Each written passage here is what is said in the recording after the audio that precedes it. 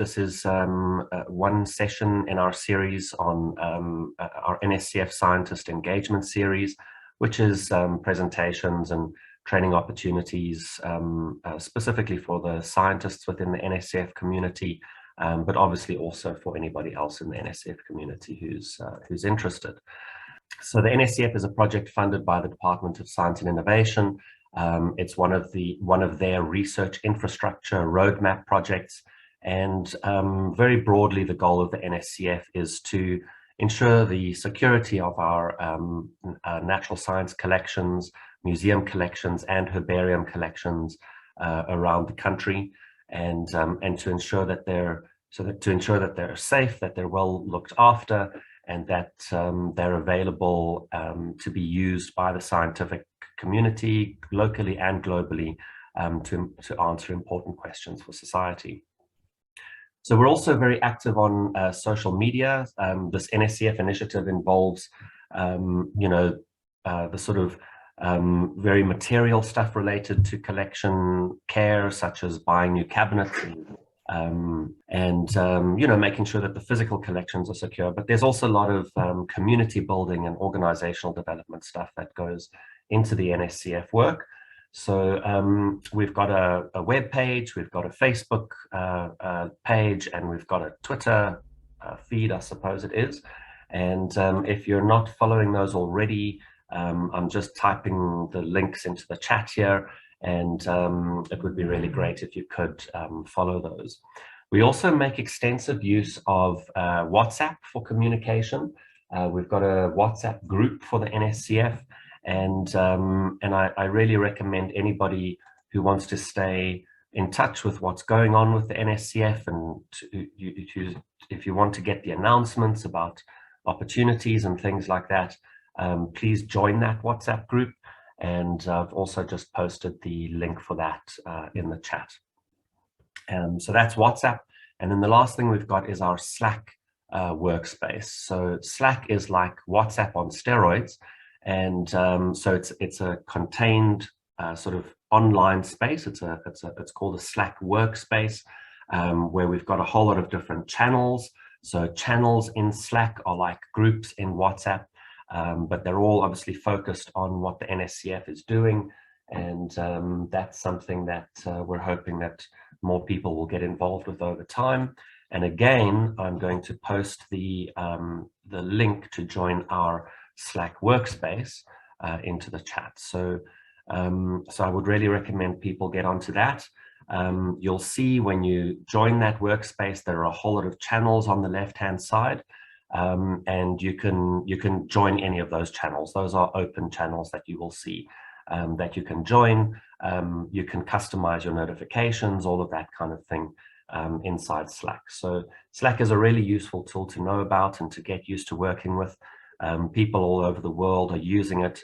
I'm part of the Tadwig Slack, and there's the Living Atlas Slack, and a whole lot of different Slack workspaces that I'm involved with, and that you'll see when you attend conferences. People post their Slack workspaces and all that kind of stuff. Okay, so that's our the introduction out the way. Just guidelines for engagement this morning, please. This is just basically to keep your contributions helpful and considerate of the host and other participants. I'm going to ask that everybody please post in the chat. There's a chat box here in Zoom, and just say hello and say what institution you're from. So you can just type that in there quickly. And then what I'm going to ask is, we're going to make quite a lot of use this morning of the reactions in Zoom. So down on your bar at the bottom of Zoom, your toolbar, there's a little button that says reactions. And the one option that you've got there is to put your hand up. That's if you want to get my attention. But there should be a little button, a little green tick box, which says, so it's a little green tick, which is like a yes, and there's a little red cross, which is a no, or a negative. And so what I'm going to ask, just to get us all warmed up for Zoom this morning, is if everybody in the group can please do a green tick. If you can please just do a green tick in your reactions. So just starting off this morning with an overview of what we're going to be covering. We'll start off with answering the question, what is a GIS? Then we'll look at what is QGIS, this program that we're using today. We'll talk a little bit about installing QGIS. We'll then have a look at the QGIS interface. We'll look at the layers, working with layers in QGIS, importing your own data. So I hope most of you or many of you were able to bring a data set of your own with coordinates in it that we'll be able to import and display on the map and do some nice exercises with there. And we'll then look at extracting data. So this is getting into actual analysis in QGIS. And then we'll look at GIS data sources. So just some examples of sources for GIS data. And then lastly, we'll look at how to actually produce maps for printing. So the first exercise for you guys this morning, just to get yourselves warmed up, is just in a little notebook, please, or on a notepad on your computer, anywhere that you feel that you would like to make some notes, is to please jot down each one of these things and give yourself a score. We're going to do a little self-assessment here. So everybody to please give yourself a score between 1 and 5 for each one of these items. So in terms of what is a GIS, give yourself a score between 1 and 5 in terms of how well you would be able to answer that question, how well you understand what a GIS is. Working with layers in QGIS, again, give yourself a score between 1 and 5. Do you know what this is? Are you comfortable doing it? Have you had experience doing it before? So 1 is obviously where you're not very comfortable, where it's something that you don't know much about. 5 is where you consider yourself an expert in that particular item. So we're going to do this assessment now, and then we'll do the assessment again at the end of the training today, and you'll be able to compare. Hopefully you will have learned something. It's a bit of an assessment for me as the instructor as well, whether people are picking up on what the important things are. So I'm just going to give you a couple of minutes to do that. Let's say till 20 past 9, so 3 minutes for everyone just to do that. Thanks. All right, so let's start off with asking this question or answering this question, what is a GIS? And essentially it's software that we use for working with geographic data. So this is data that has some kind of spatial element or aspect to it. So it's data about something on the surface of the Earth, in a specific place on the surface of the Earth. There are many, many different types of data like this. The number of different kinds of things that you can do is almost infinite. So we can do things like making maps. We can spend time looking at maps. That's something that I spend uncountable hours doing, is looking at maps. I use GIS extensively when I plan my field work. You can so people typically use GIS for identifying particular kinds of problems, doing all kinds of spatial analyses, monitoring change, setting priorities. So an example is trying to identify areas where you might create new protected areas. That's something that you would do using GIS, as well as other tools. And there are a whole stack of different GIS software programs. So QGIS is one of them. That's the one we're using today. Some of the people in the group might be familiar with ArcGIS as well. So this is the Esri suite of GIS programs. There's one called GrassGIS, also an open source one, Saga GIS, Erdas Imagine, MapInfo, Global Mapper. And you can also there are also geographic functions available in R and Python for people who are familiar with those or who use those. And you can often do quite a lot of useful stuff in R and Python using spatial or geographic data as well. And so for us as taxonomists, the thing that we're probably most interested in is producing maps, distribution maps of our species, so or the species that we're working with. So this is just an example of, on the left-hand side, of a group of spiders, which I work on. And this is from a publication. It wasn't my publication, but I did do the maps for this publication. And we're basically showing the distribution ranges of different species using the point locality records and different shaped symbols on the map for where each species occurs. This map also has a nice little overlay so that we can see it shows the extent of the map that we're looking at in a larger context. This is another example of a distribution map here. So this is for an exotic species, good old blackjacks, which anyone who goes in the veld is familiar with these, getting them in their clothes and in their socks. So this is a map showing the total range of this particular species in southern Africa. So that's one particular use, but you can do much more sophisticated things with GIS as well. Like I say, you can use this for working with any range of different types of geographic data, and you can do all kinds of analyses, a whole range of different types of analyses with it. So this is just an example. So if we've got species distribution records, we might intersect those records with a whole lot of other geographic layers.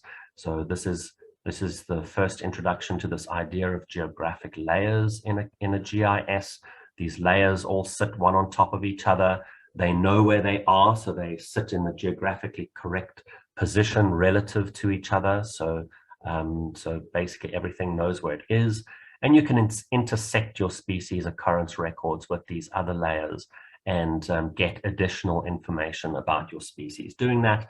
And you might then want to feed that into some kind of more complex analysis, like a niche modeling exercise, or perhaps some kind of factor analysis or something like that. So we can do quite sophisticated things. All right, so what is QGIS? QGIS is free open source software. It's open source GIS software. So if anybody here has worked with ArcGIS, ArcGIS or Esri's suite of GIS products is probably sort of the premier or the best GIS software that you can get. But it is a very good set of tools, but it's very, very expensive. It's definitely not something that you're going to purchase for yourself. It's typically companies that buy it for their use. So, for example, Sanby has got Sanby pays for a license for ArcGIS for its staff, but it is very, very expensive. And QGIS is a free and open source alternative that we can use. It's still very good. I mean, I've seen how QGIS has improved since I originally looked at it about 15 years ago or so.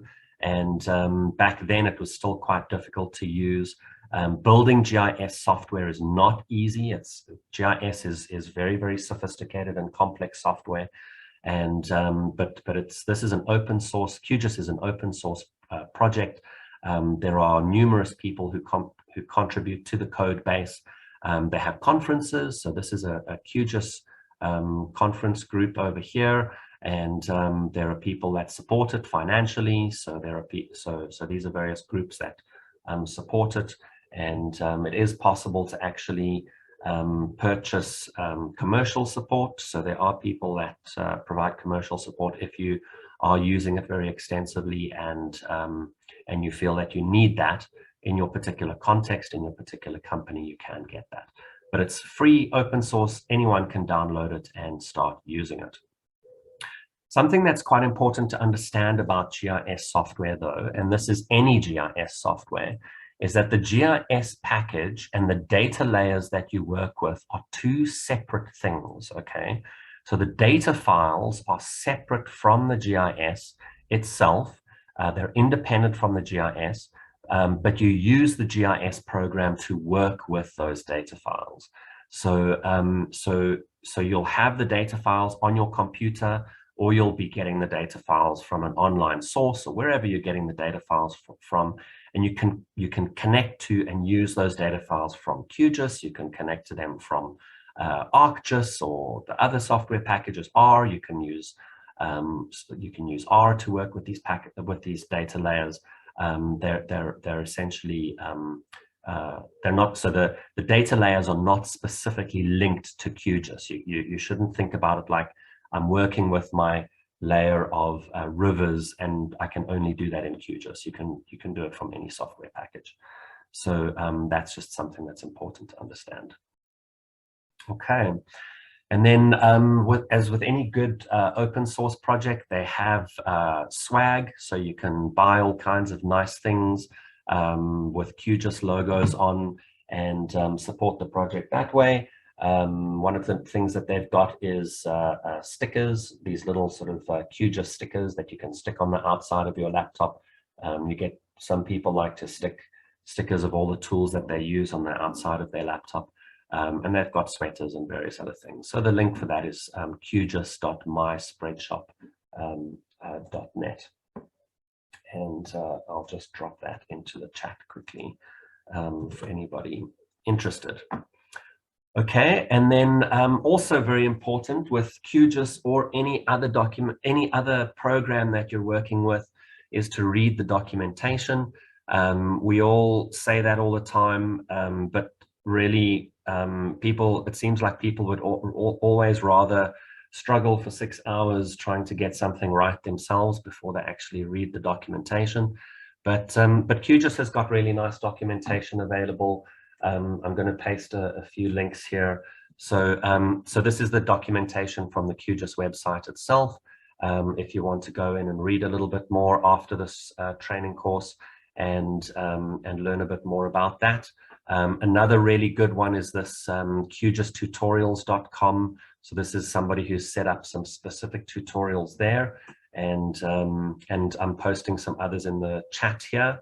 So what I would also recommend quite strongly for people who are quite serious about getting to learn how to work with GIS is to actually go and do the Esri training courses. So Esri has got very good training courses in how to use GIS, and so that's the last link that's in the chat there. So many of the courses are free. There are also some paid courses if you can convince your employer to pay for you to actually do the course. But those courses are very good for explaining the real sort of fundamental stuff about working with GIS, things like projections and datums and all of that kind of thing. All right, and then what we had a look at yesterday, which people will have hopefully done in preparation for this course, is actually installing QGIS. So like I say, this is an open source project. There are people all over the world contributing to the code base all the time, and so they release new versions of the software relatively frequently. And if you went and had a look at the website, you would have seen there's a version 3.24, as well as an older version 3.22, the one being the latest release and the other one being the long-term release. So I always recommend that people use the long-term release, which is it's a stable release. Basically, this latest release is, this is the latest code. It hasn't been completely tested yet. There might be bugs and things like that have been introduced. I have in the past used the latest release myself, and I have found that it can be a little bit buggy, and QGIS will just suddenly crash, or things will freeze, or things don't work the way that you expect. And so I think for most users, it's most sensible just to use the long-term release, and it's just a safer option. So you download that and install it. And something else that I found out yesterday that's also just worthwhile knowing is that QGIS now, for probably, I think it's the last year or so, has only been supporting computers with 64-bit architecture. So you need to go to your computer sorry, one second. If you're on Windows, you search for this PC, and then you look at properties, and it pops up a little window like this. And here it tells you, so these are all the details about how your computer works. And here you've got the system type and it's telling me that I've got a 64-bit operating system, and this x64 based processor is important. That means I'm on a 64-bit computer. Most computers nowadays are 64-bit, but you need to be working on one of these to be working properly with QGIS. Okay.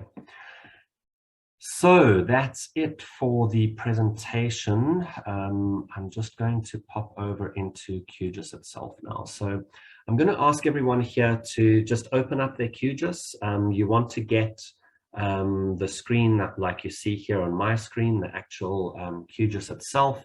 You can just give a thumbs up in the chat, please. It's not in the chat, sorry. You can just do your reaction with a thumbs up, please, for a thumbs up or a green tick if you are happy which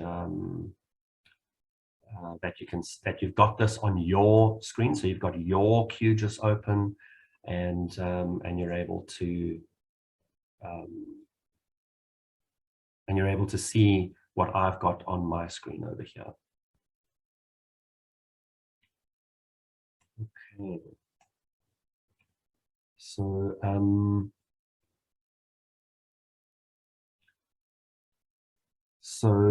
all right, so this is the interface that we have for QGIS, and I'm just going to give you a quick overview of what the various different things are. I hope you can see my mouse. I don't have that nice red pointer here in QGIS, but basically we're starting up here at the top, and this bar that we've got up here in the top is called the menu bar. Okay, so it's important to remember these things, because while we're working with QGIS, I'm going to say to you, go to this on your menu bar, and you need to know what your menu bar is, right? So, so this item, this set of items right up here at the very top is your menu bar. It's things like project, edit, view, etc., etc. So I'll say go to the vector button on your menu bar, and then there's something under here like research tools, drop down, select by location. That's a tool that's useful to use. So yeah, so that's your menu bar. Underneath that, we have a whole set of different toolbars, okay? So these bars that have got the little icons on it that's your toolbar. So these are different tools that you use to do different things in QGIS.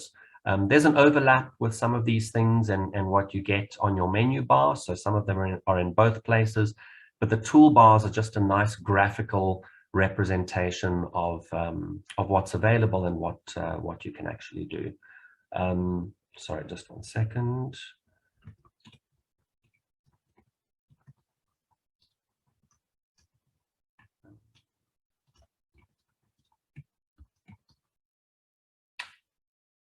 Okay, so those are your toolbars up at the top, and when you installed your lat long tools plugin, you'll see it gave you this extra toolbar over here. So this is the lat long tools toolbar. I can't remember the names of all of these different toolbars, but each toolbar, you can see they're separated by this sort of these vertical lines of dots over here. And you can move them around. So I'm going to move my lat long tools toolbar to the end there.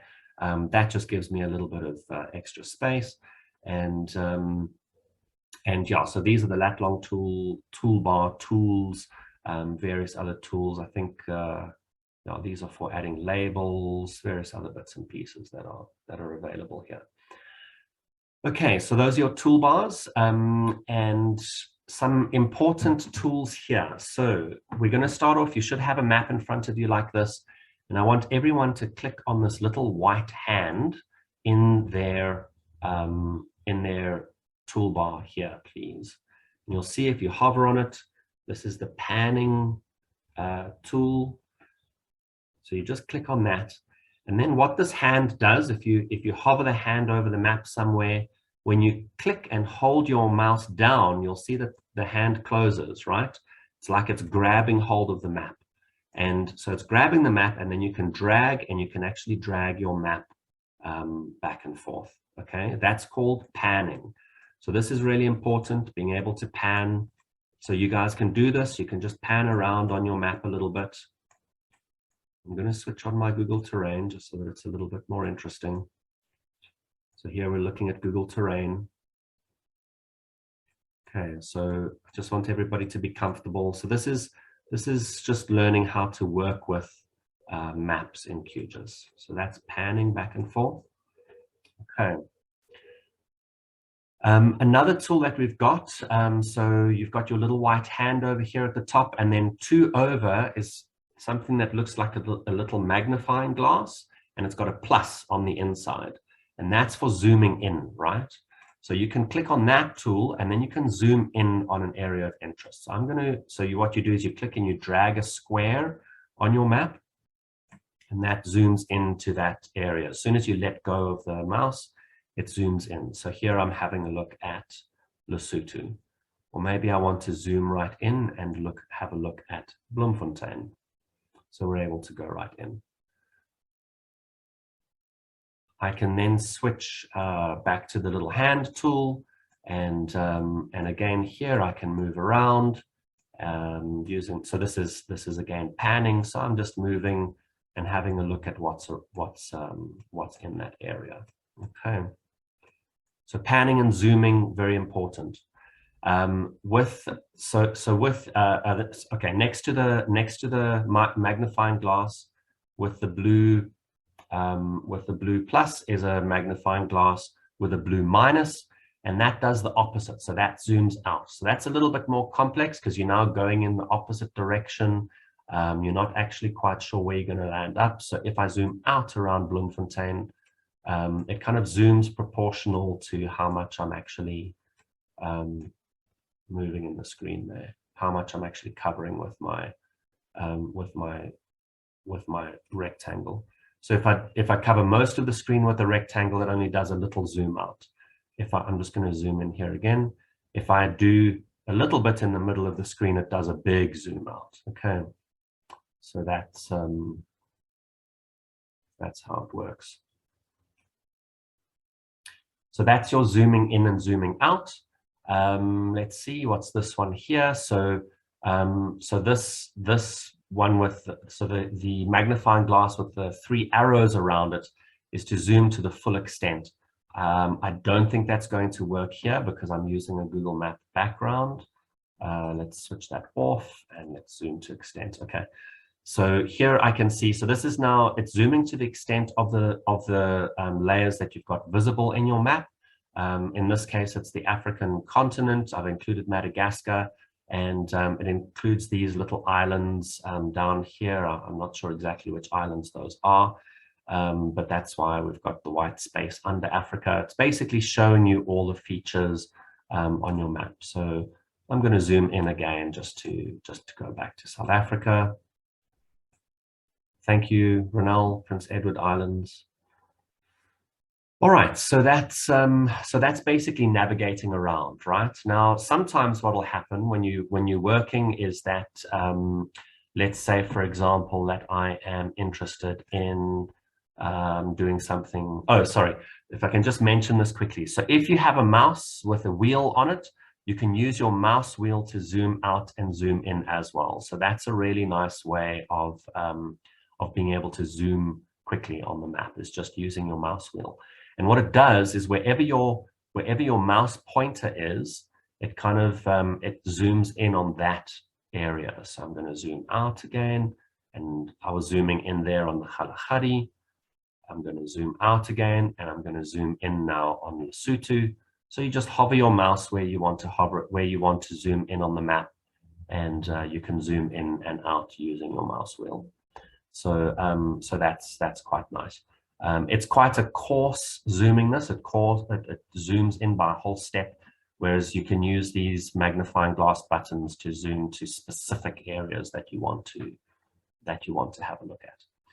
So let's say, for example, that I'm now looking at Lesotho, and by accident I've got my zoom in button on, and by accident, while I'm looking at Lesotho and admiring all the mountains, I accidentally zoom in and make a little, and basically make a mistake. So I've zoomed into an area that I'm not interested in. I've just made a mistake. It was a finger slip on the mouse. And to go back to what I was looking at, to go back to the previous view, there's this magnifying glass with a back arrow on it, and so you can just click on that, and it'll take me back to Lesotho, back to the view that I was looking at before. So I'm just going to give you guys a minute. Please practice with those tools a little bit. Just do a little bit of zooming and panning on your map. You know, maybe switching between views. Try it out with your mouse. We want you to be 100% comfortable with this, being able to move around on your maps quite easily. Okay. So just do that on your own map, in your own QGIS. Look at some interesting, well, you might want to, in your left-hand panel where you've got all your layers, you might want to switch on Google Terrain or Google Map. You just put a little tick in the tick box. We'll be talking about layers next, just so that you've got something interesting to look at while you're zooming around on your map.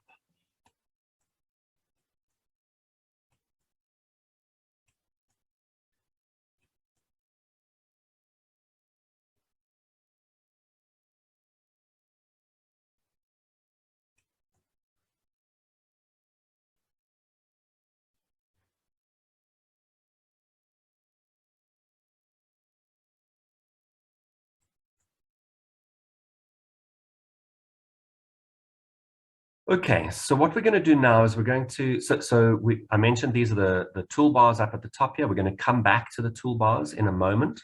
What I want us to look at next is this layers panel that you've got on the left-hand side of your screen here, okay? So some of you might have a browsers panel open.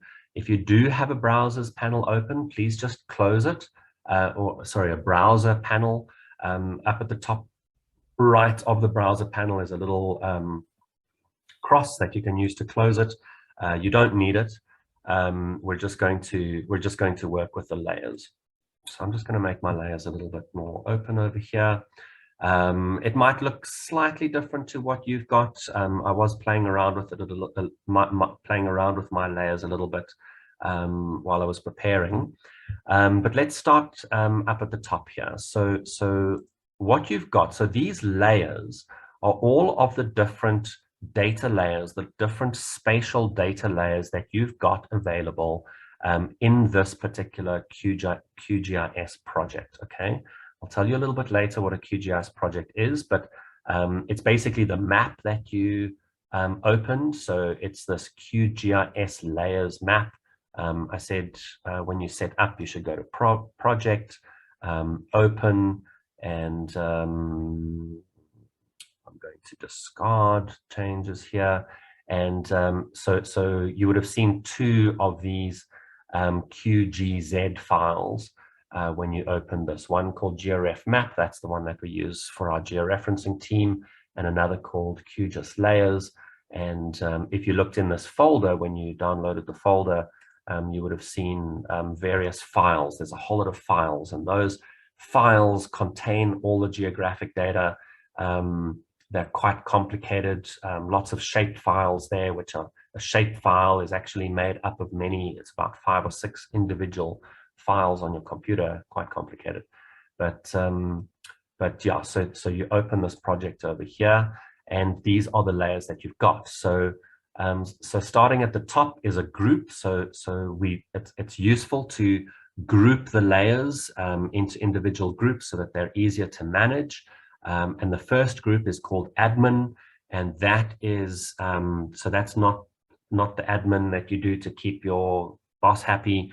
This is the admin that is the actual administrative boundaries of countries and provinces and districts and all that kind of stuff.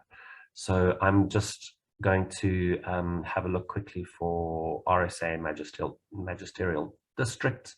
So I'm going to switch on the magisterial districts, and so you can see those are little shapes all over the country, and those are the actual magisterial district boundaries.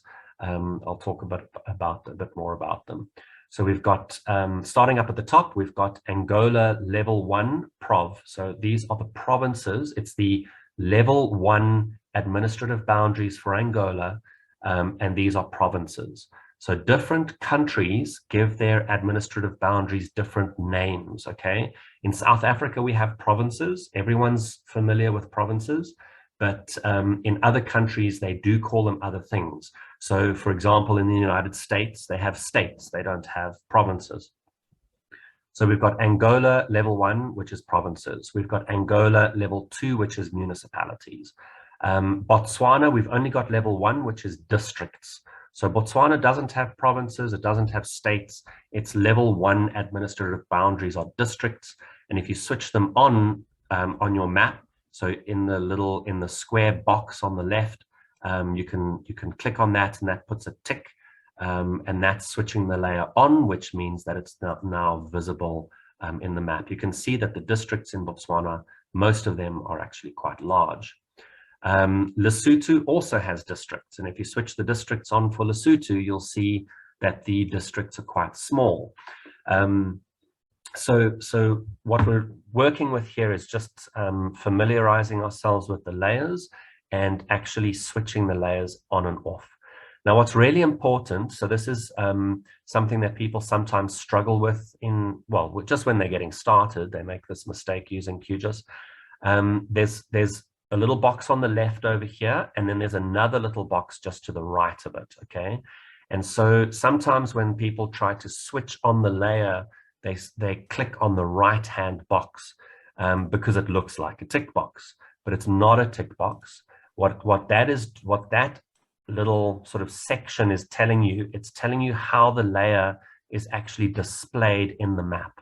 And in this case, so we've got the tick box on the left.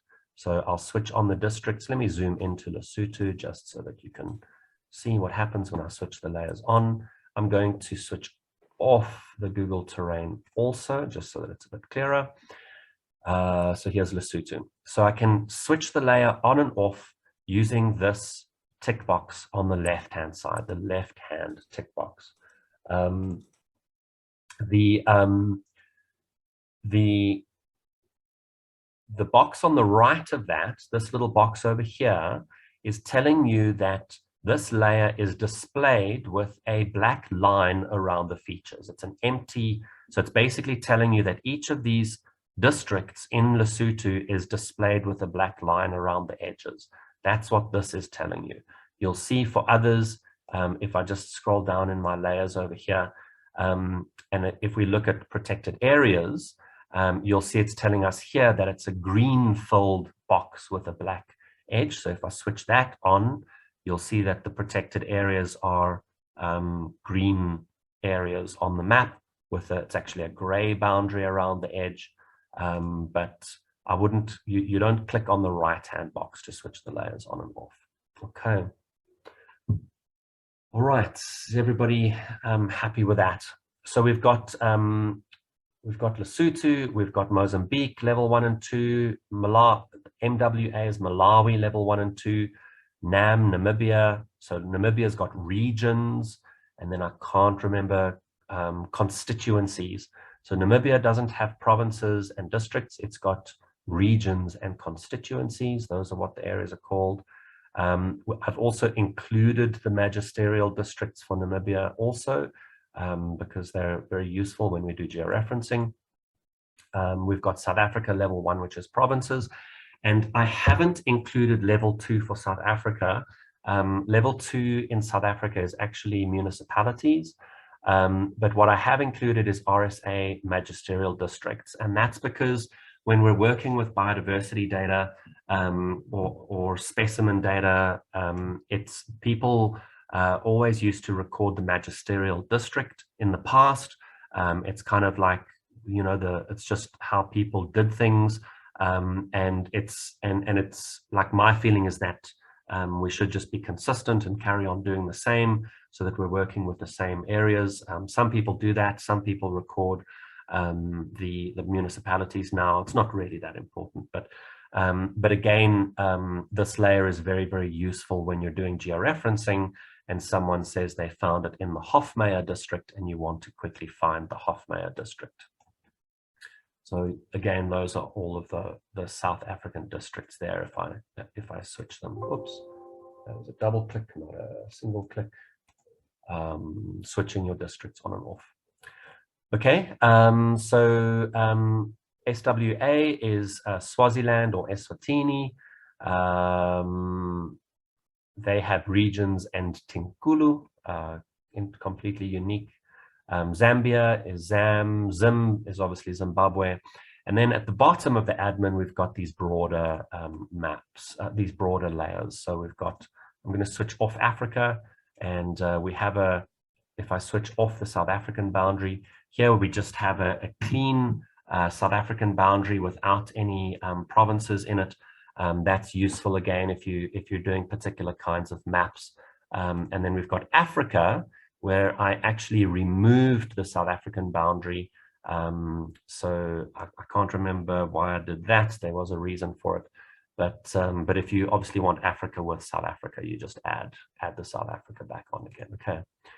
All right, so that's switching on your boundaries. I'm going to switch those are your administrative layers. So I'm just going to switch on South African provinces again, and I'm going to zoom in onto that. So yeah, so I hope while I was talking, everyone was just, maybe playing around in their own QGIS a little bit there, switching layers on and off. So just to say it again, up here at the top is this is the admin group, and it's got a little drop down to the left of it that you can use for opening and closing the group. That's just to keep your layers neat. Sometimes your layers can get quite cluttered, and you just want to close a group so that you hide, so that you're not seeing everything inside the group. Obviously, you still see it on the map, but that's just hiding that. Okay. Then we've got a whole stack of different layers here that show different kinds of information. The first one is the South African farms, right? RSA farms. So again, this is a group. You'll see the group also has a tick box. And the way that it works is that if a layer inside the group is ticked, but the group is not ticked, you won't see the layer on the map. So for example, here with my admin is ticked. I'm going to zoom out to the whole of Africa, that one. And you'll see if I switch off the group tick box, everything disappears. And so your group tick box gives you control over everything in the group as well. Okay. So back to the farms, we've got South African farms, and inside here, I've got two sets of farms. This is now groups inside groups. I've got two sets of data inside the South African farms. The first is called the CETA farms, and the other one is NDA farms. So NDA is the National Department of Agriculture. This is a data set that they maintain. I can't remember what CETA is. The two data sets are very, very similar to one another, but each one does contain a few farms that the other one doesn't contain. And what you can see here, so we've got the little tick boxes on the left, and then you can see for each set of farms, we've got two things. The one is that the top one says farm RSA CETA centroids, and it's indicated with a plus. So this is saying that it's using a plus icon, I'm showing the centroids of the farms, okay? And the one below it, again, it's got the little square, that's saying that it's showing the actual farm boundaries. So what I suggest is for everyone to zoom in on Gauteng province. So if you just zoom in on Gauteng province, so that Gauteng is taking up most of your screen, we're going to do that because the farms layer is very, very big, and because it includes all the farm boundaries in the country. So you can zoom in on Gauteng and then switch on your farms group. So you want to make sure that your RSA farms is switched on, and you want to make sure that farm RSA CETA is switched on. So we've got RSA farms, CETA farms, and farm RSA CETA switched on to give you all of the farm boundaries. And you should see something like I've got on my screen. And if you can just do a quick thumbs up or a green tick in the chat, please. That's not in the chat, sorry, just in your reactions. And okay, got some thumbs up.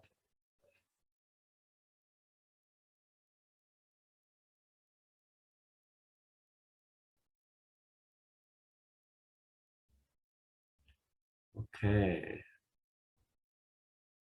Just going to give everyone a minute or two just to catch up here.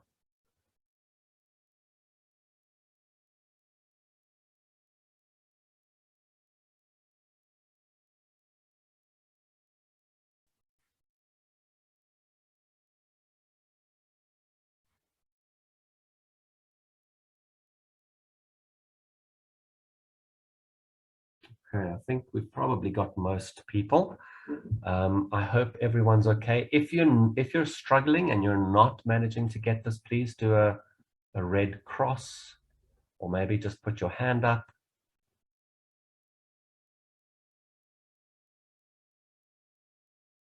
Not seeing any hands or red crosses as yet. So hopefully everyone's okay. All right, so what we're looking at here is the actual farm boundaries that are, this is over most of Gauteng. You can't see the Gauteng border anymore because it's actually covered by, it's there somewhere in there in amongst all of these farm boundaries. And you can see, so these are now the actual boundaries. Now what I want you to do is just above the farm RSA CETA is to switch on the centroids, the one with the little gray plus. So if you switch that on and then maybe just zoom in somewhere a little bit. So then you can see these gray squares are positioned in the center of each farm.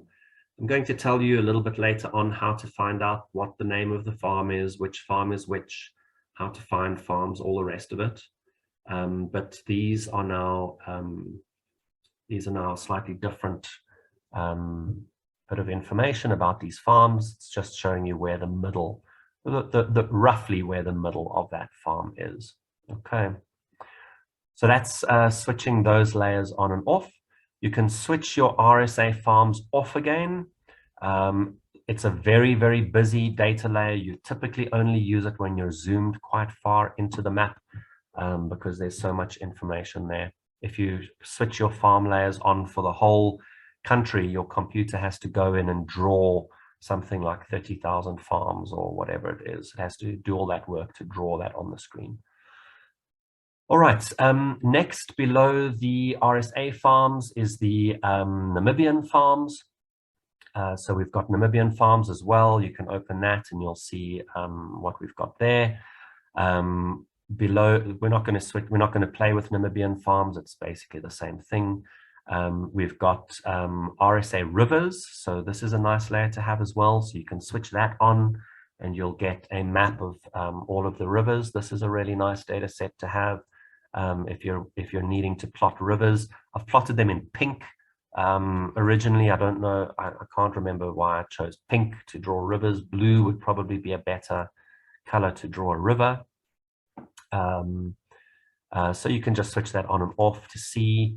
And then below that is protected areas. So the protected areas are those green areas that I was showing you earlier on.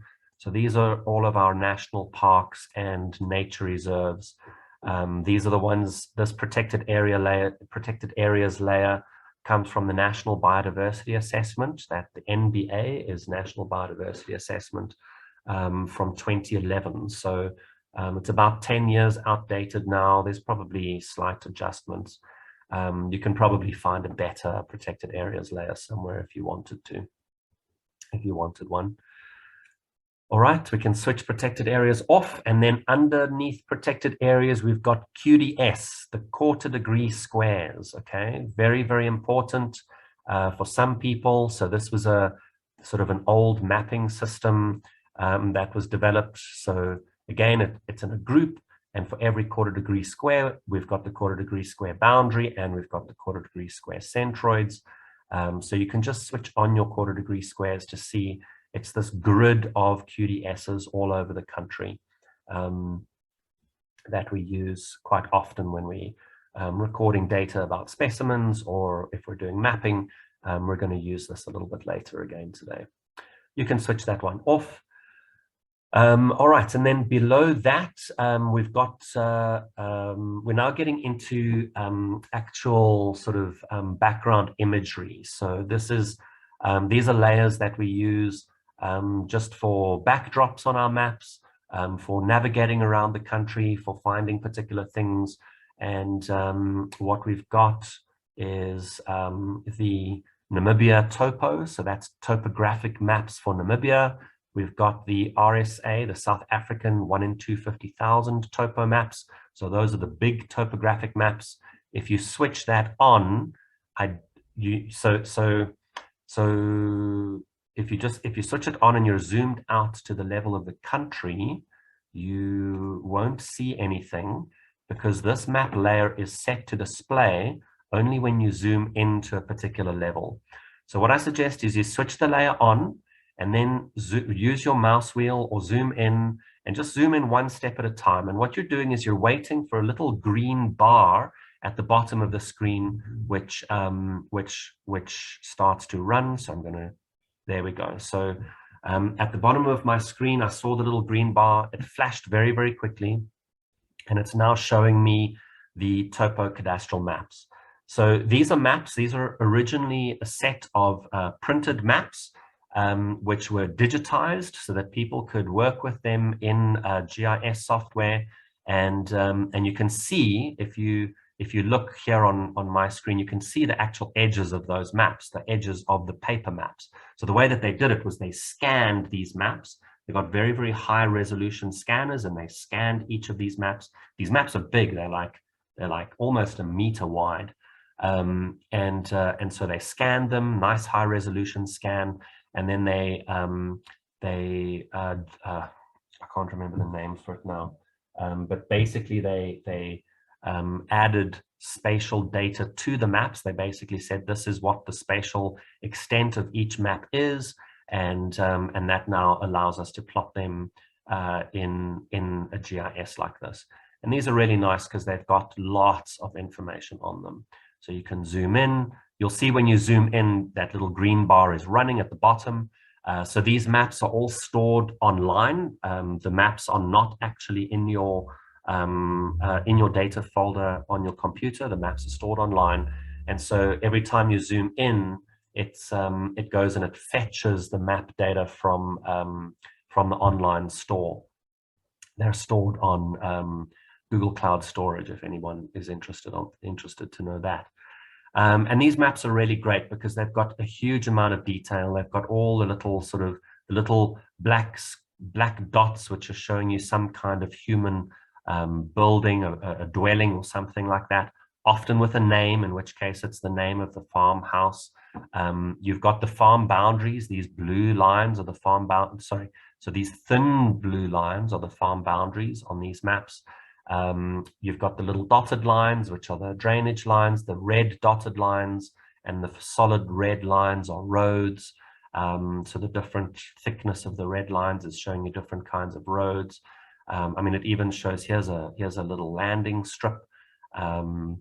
These big solid blue lines are the magisterial district boundaries. So this is different to what we had before. So if I go up to the admin and I switch on the magisterial district, why is it not showing? Maybe, let's just see. Oh, that's Namibian. South African magisterial districts.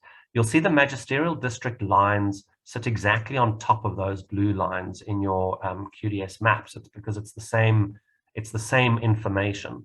The difference, we're going to talk about this in a moment, the difference is that this magisterial district layer is an actual spatial layer. You can do things with these magisterial districts here, whereas on the topo maps, they're just images. So the computer is showing you everything here. You can see what's going on, but QGIS doesn't know that there's a magisterial district here. QGIS does not know that this blue boundary is a magisterial district. It just knows that it's an image with blue colors, and it's just showing you the image. So the question from Dean in the chat is the topographic layer meant to disappear if you zoom in too far? And that's yes. The idea is that at some level it becomes better to use the 1 in 50,000 topo maps. And so yeah, so it does disappear. So what happens is that the 1 in 50,000 topo maps switch on at a particular scale, at a particular map scale, and the 1 in 250,000 switch off at that map scale. So just while we're talking about that, talking about the map scale, you can see your map scale down here at the bottom of your screen. So here I am 1 in 204,000. So it just gives you an idea. So as you zoom out, that number gets bigger. As you zoom in, that number gets smaller. And then next to that, you've got the coordinates of where your mouse is actually hovering on the screen. But the coordinates are displayed as X and Y. It's actually, so if anyone's done the specified training course or the georeferencing training course, we talked about coordinates and the fact that we actually write our X and Y. For geographic coordinates, we write our X and Y the wrong way around. And so this is a bit confusing because it shows you the longitude first, and then it shows you the latitude. But we're gonna sort that out when we get to our lat long tools just now.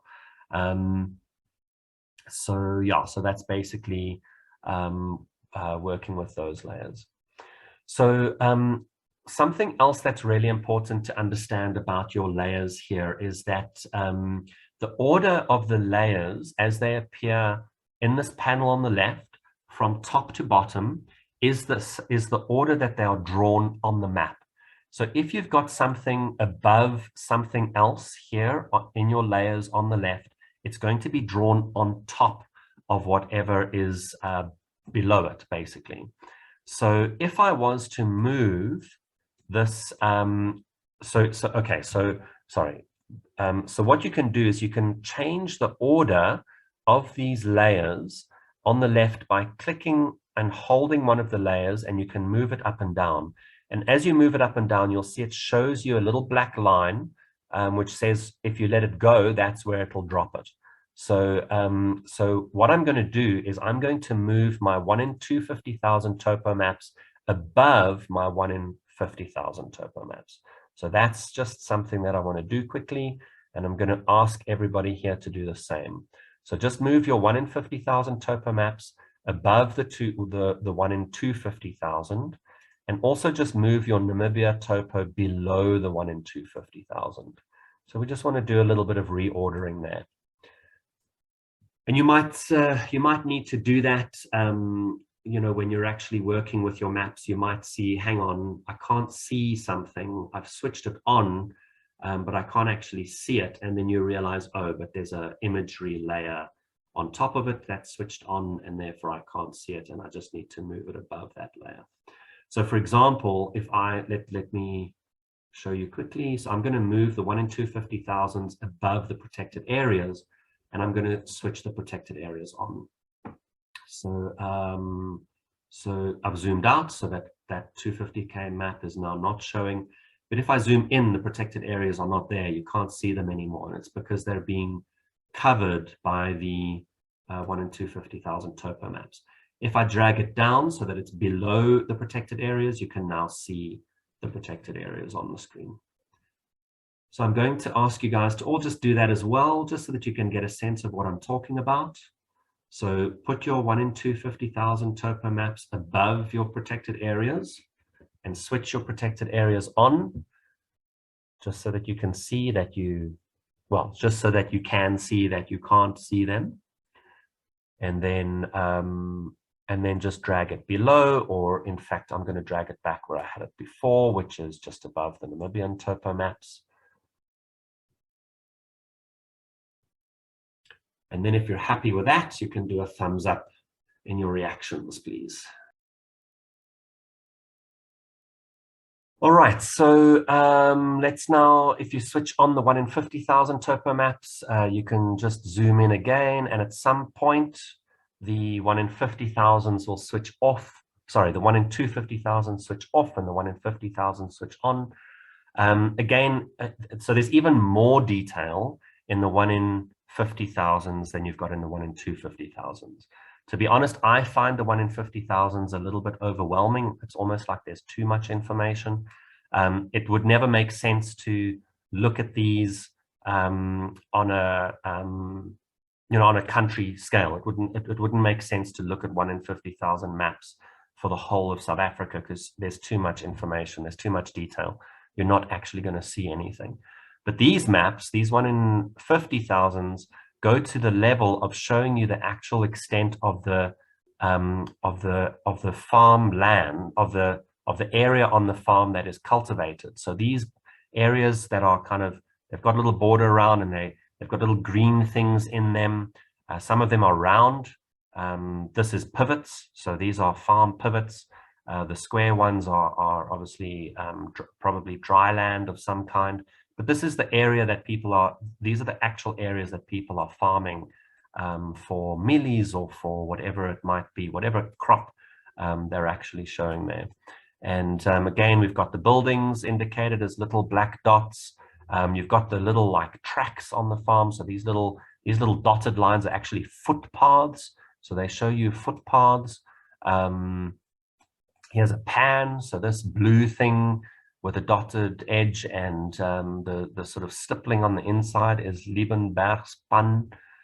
It's got the farm names and the farm numbers, all of that kind of stuff on it as well. So really detailed maps there that we can work with for what we want to work with. Just carrying on with our layers here. So one of my favorite layers is coming up. So we've got the 1 in 50,000. We looked at that. We've just looked at that. We've got the 1 in 250,000.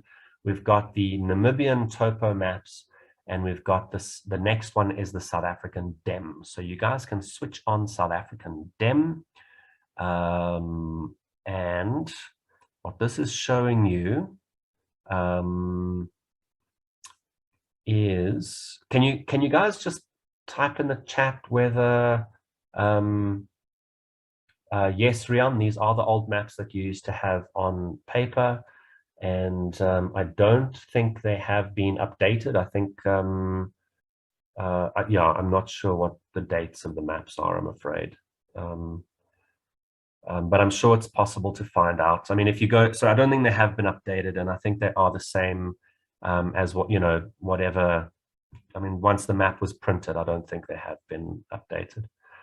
So your South African DEM might be might have a different color scheme. So I changed the color scheme of mine. Yours is probably black and white. I'm just going to change. We're going to look quick at how to do this.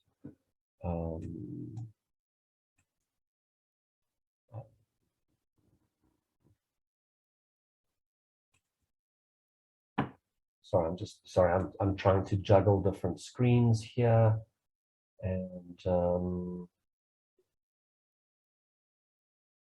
see why mine is showing. Okay, here's the reason. So what I'm doing is I'm busy changing the symbology of these layers here. So yours probably looks something like that. So, so this is now getting into really useful data here. So these digital elevation models are maps showing elevation for every, so the one that you've got is every square kilometer. So for every square kilometer in this region, it's Southern Africa, goes up as far as northern Mozambique, you have, for every square kilometer, you have an elevation, the average elevation of that square kilometer. And so you can see really interesting features on this. So black is obviously the lowest, and then white is the highest. So you've got these white high areas up here in Lesotho. So this is the Lesotho Drakensberg. But you can basically see all the mountain ranges. Here you can see the Orange River Valley, this really nice deep Orange River Valley, dark color. And so these digital elevation maps are useful for all kinds of things. From them you can calculate aspect and slope and hill shades and all kinds of other nice things to work with. If you zoom in, topo maps switch on again and hide the elevation model. You can switch your topo maps off if you don't want that to happen. But if you zoom quite far in, you see it starts to get pixelated, and each one of those pixels is the square kilometer. It's 1 square kilometer on the surface of the Earth. And there are higher resolution DEMs available that you can include. I just didn't include them for you guys because the file size starts to get very large. You can imagine the size of a file that includes all this kind of data. So yeah, so that's your digital elevation model. We'll come back to that again later as well. And then below that, we've got another group called imagery. And so here I basically just grouped a set of, it's also like a set of backgrounds that you can use. And here you've got Google Terrain, Google Map, Google Satellite. Obviously, if you switch on one above, you won't be able to see one below. But there's Google Satellite. And good old normal Google Maps, that's the one that we normally use when we're trying to navigate. But it's nice to have these available here also just for, for when you're working and doing various things. So I really like Google Terrain. I think Google Terrain is an excellent product. I think it's better than any of the other terrain models that I'm aware of. There are others, but they're not as good, in my opinion. Obviously, that's a personal preference. Other people might have their own personal preferences. But above that, we've got this one called World Elevation, which is a really nice elevation layer also because it's got this really nice color scheme. So this is kind of like your DEM, so the Southern Africa DEM that we looked at before, except it's for the entire world. It's a web service. So this is not data that's sitting on your computer. It's data that's being called from a web map service somewhere. That's why you'll see while you drag and pan around on the map, it has to fetch the data from the service first. But this is just really great for seeing areas of different, because they've used this different color scheme. You can see things. You can see like these really high Lesotho mountains here really nicely. You can see the sort of interior plateau region of Southern Africa, and then how everything drops off from the escarpment down to lower elevations around that. So you can see here how most of Mozambique is actually really low. So you've got this like wide open Mozambican plain, which extends down into northern Natal, as opposed to the sort of higher interior parts of the world. And one of the things this is now just sort of getting into sort of sideline stuff, just interesting asides. Let's do a broader map like this. So you'll see it's going to pull that whole elevation for the whole world now. It just needs a bit of time to do it. And one of the things that's really interesting is that if you look at other continents, so the whole of Australia is mostly green and yellow. Same with South America. Look at Asia and Europe. So there are some high areas, but so it's really interesting that most of Southern and East Africa is actually quite high. So we have for like an interior continental area, the elevations are quite high compared to what we see on most other continents. And then obviously here where you have these high elevations, so this is the Tibetan Plateau over here, and these high elevation areas in Asia are as a result of the Indian plate colliding with the Asian plate and pushing those areas up. So it's really interesting to see that kind of stuff when you when you zoom around the world. Anyway, so this world elevation is a really nice layer if you want to use it for various mapping purposes and things like that.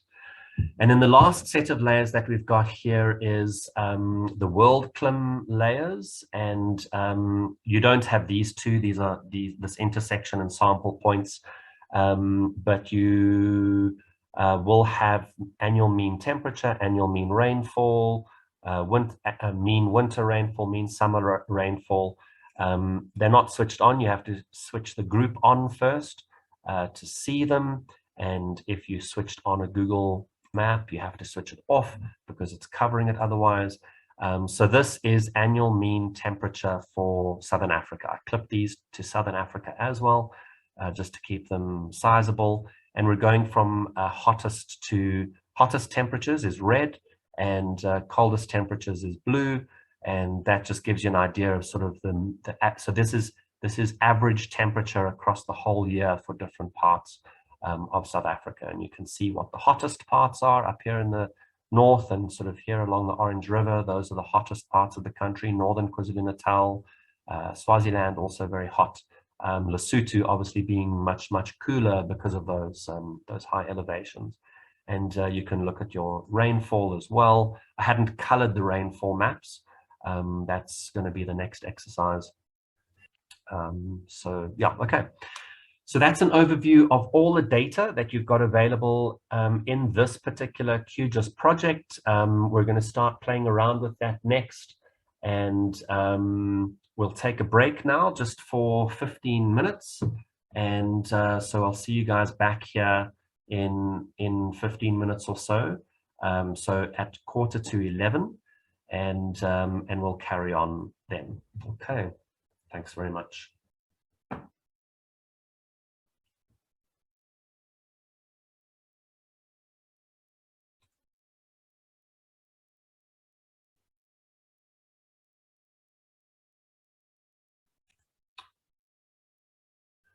All right, so we're going to start here just by having a look at the different types of data that you've got here in this QGIS project.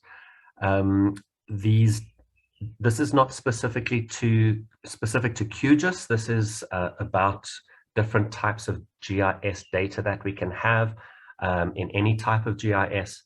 And there's basically a broad division between vector data and raster data. Some of you might have heard these terms before. But it's basically different, very different types of data in terms of how the data are actually represented and stored on the computer.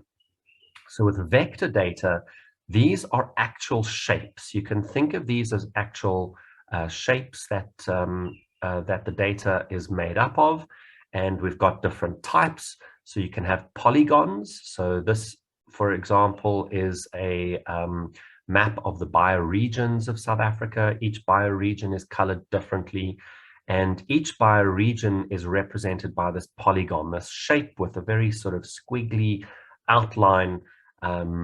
Each bioregion has its own polygon where the boundary of the polygon is the boundary of that bioregion in the country. We can also have lines, so we have polygons, we can have lines. We looked at the rivers file that we have. So rivers are lines.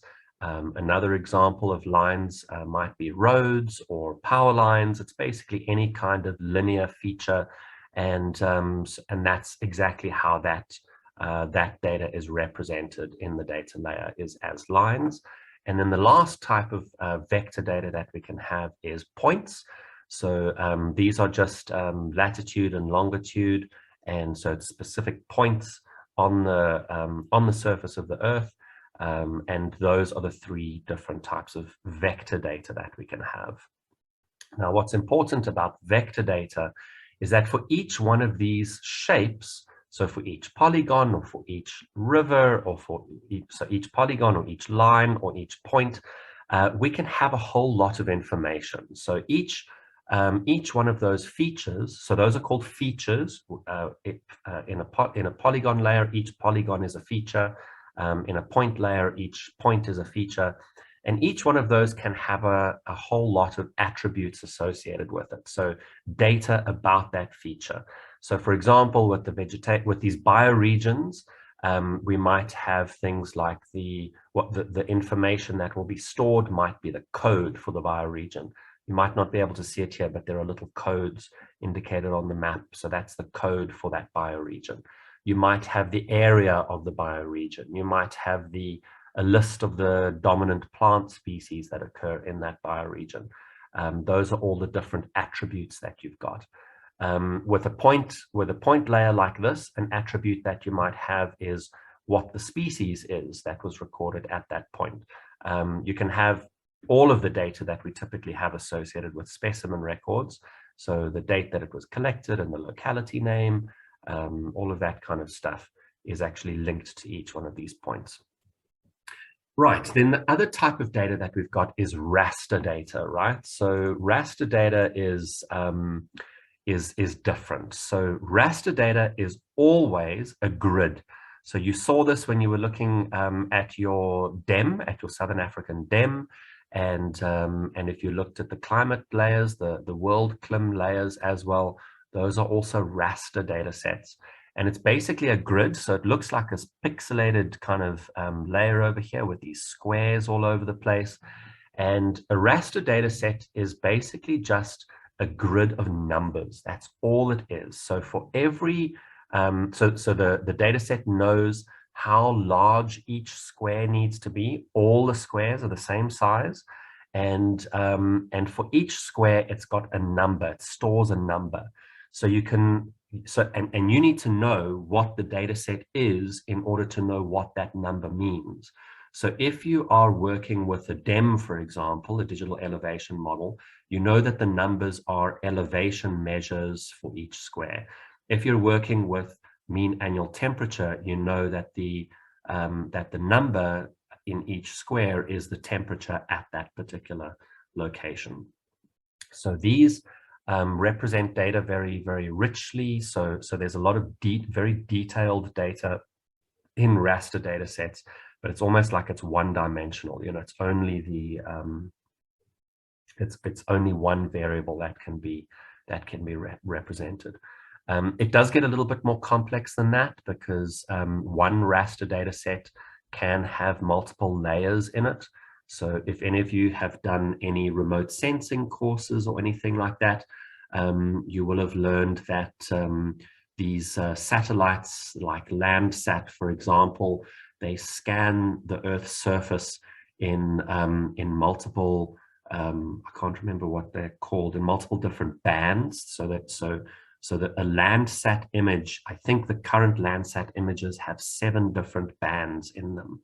And each band in the Landsat image represents a different wavelength of light that the sensor was picking up from the Earth's surface.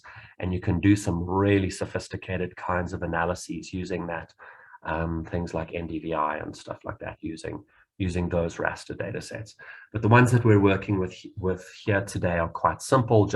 It's just one layer, like an elevation layer, or a maximum or a mean temperature layer, that kind of thing. Okay, so that's important background about our data sets. So let's go back to our maps, and we're just going to do 2 things here quickly. The first is I just want you guys to get some sense of how you can change the way that your layers are displayed.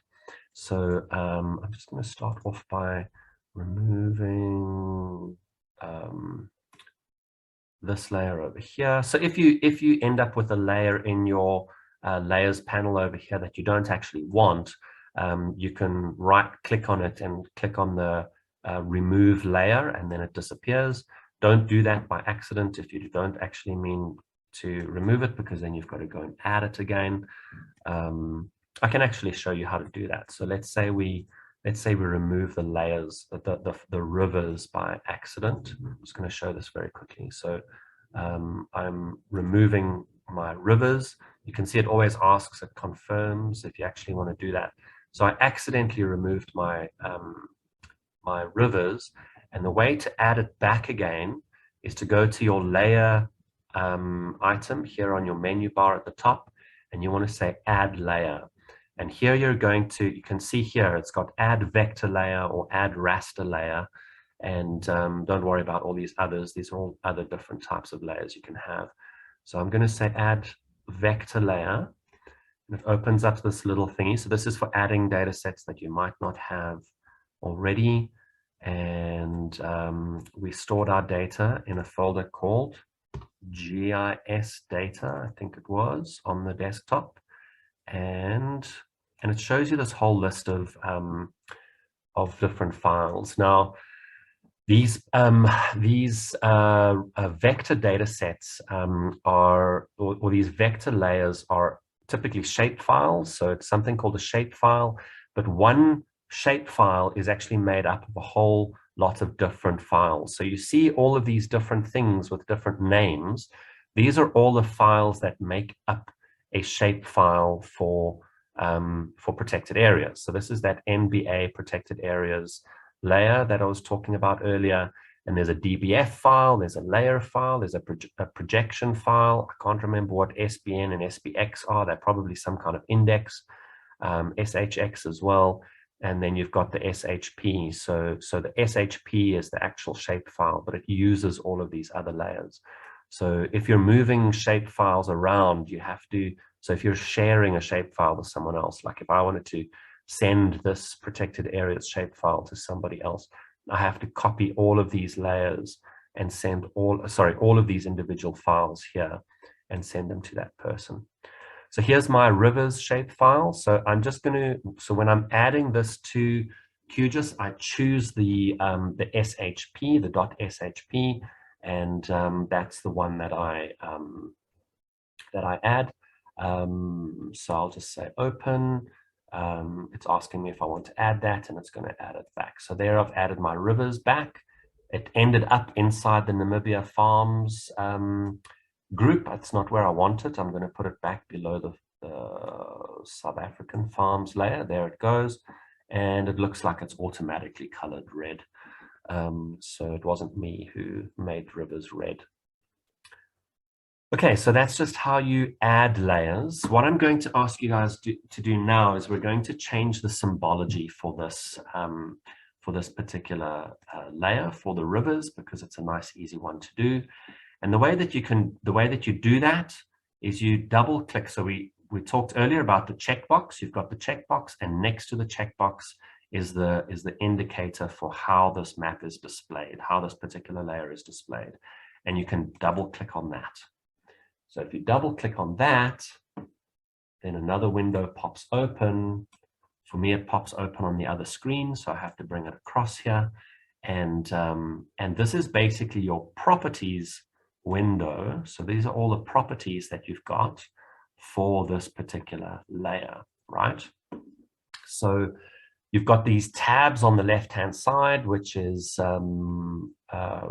where all the different bits of information are stored. So if you click on the information tab, it tells you about this particular file. It gives you the name, it gives you the path, so it tells you where it's reading that file from. It tells you the storage is saying what kind of data set this is. So this is an Esri shapefile. The file encoding is UTF-8. It tells you the geometry. So this is a line data set. The CRS, this is your projection basically, or it's your coordinate reference system is what CRS stands for. And it's telling me that this one is actually in Hartebeer's Hoek. That's actually interesting to see. It gives you, the extent, various bits and pieces of information about this data set. Here's more information about the source, layer name, blah, blah, blah. But what we're interested in here is the symbology. So let me just go through that again. So what you're going to do is next to the checkbox, which switches your layer on and off, is the symbology box, let's call it. You're going to double click on that, and that's going to open up this window here. So if you can all just do that so that you've got the same screen that I've got.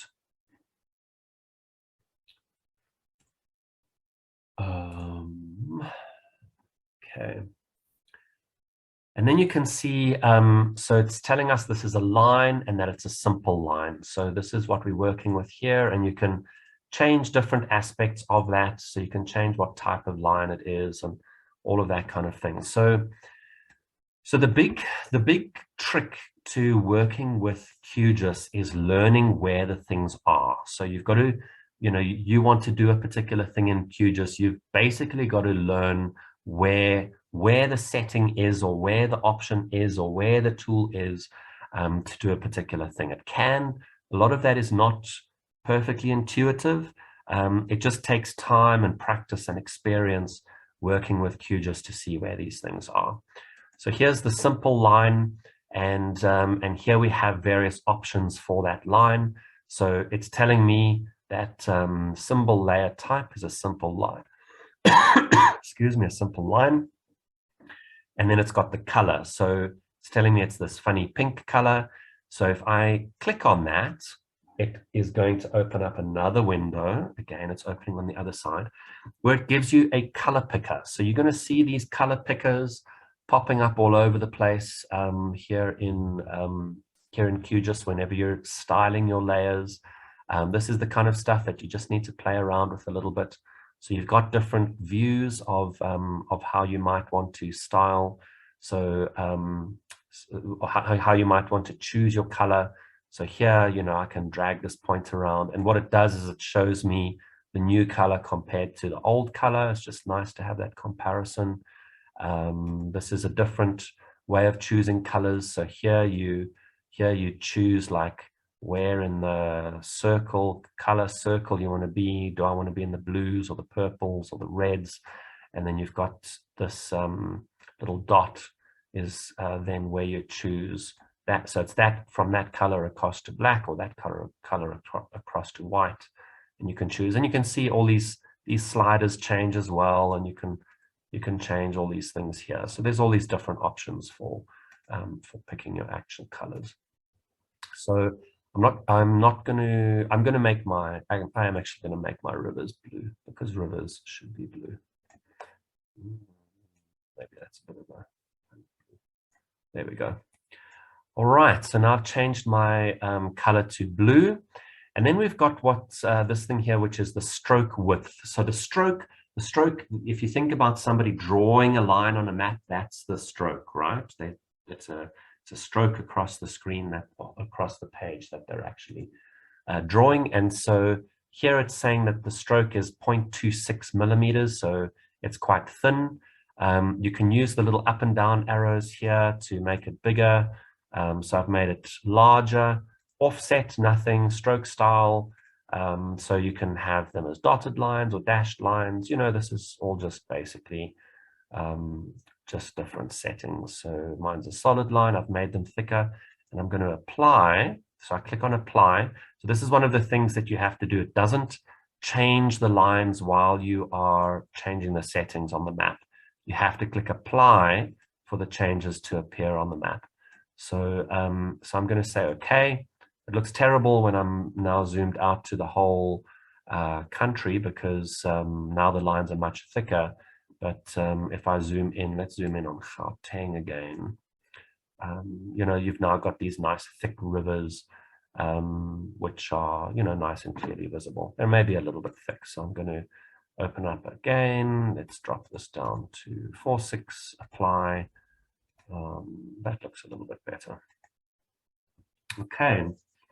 So that's how you work with your symbology, and you'll see, so that for lines and polygons, it's more or less the same way to do it. For dots on the map, for points, it's a little bit different. We'll play with that just now when we get to the points. Okay, so that's working with the symbology, and or how you actually display your layers on the map, how you want them to display, colors, all of that kind of stuff. All right, so we're now going to jump back up to the toolbars. Okay, so we've been talking about we talked about the different types of data sets, raster versus vector data sets. And we're now going to go back to our toolbar up at the top here and do some work with a vector data set. So what I want everybody to do is switch off your rivers again, if you've got the rivers on, and let's go down to this QGIS layer. I just want you to switch on your QGISs, please. So this is the 1/4 degree squares layer. The 1/4 degree squares are quite dark in color. And so I've put nice thick borders on them. So this looks like a grid, right? And it is a grid, and you might be mistaken for thinking that it's a raster data set, but it's not a raster data set. Remember I said that raster data sets can only store numbers, and it stores one number for each square on the grid. Whereas with these QGIS data sets, the most important information about a quarter degree square is what the name of that quarter degree square is. So that's not a number, that's a string. So we can't store that in a raster. It looks like a raster, but it's not. It's actually a polygon. The polygons just happen to be squares that are all the same shape, basically. So the first thing that we're going to do here is we're going to see how to use this identify tool. So up here on your toolbar at the top, this is a toolbar for working with vector data sets, and there's a little eye icon with a mouse pointer pointing on it, and this is our identify features tool. So if you can just click on that, and what you have to do is in your layers on the left, if you want to identify features in a particular layer, you have to click on that layer so that it's actually underlined. The name of the layer needs to be underlined. So go in and click on the QGIS polygon layer, so not on the group. You can click, you can see you can't get the group to be underlined. You have to click on the QGIS layer to make it underlined. And that means that that's now the active layer, and that's the layer that we're working with if we're identifying features or selecting features or doing anything like that, which we're going to do now. So you can, once it's underlined, you can click on any QGIS and you'll see a little panel pops up on the right-hand side, which gives you the information. So because I'm zoomed quite far out here, the click it's like a broad click, and so it selected the 4 QGISs around my click. And if you look on the right-hand side, it's telling me that it's got these IDs. So there's the 1, 2, 3. These are the 4 that actually got identified. They're highlighted in red now on the map, and you can open each one to see all of the information, right? So there's a whole lot of different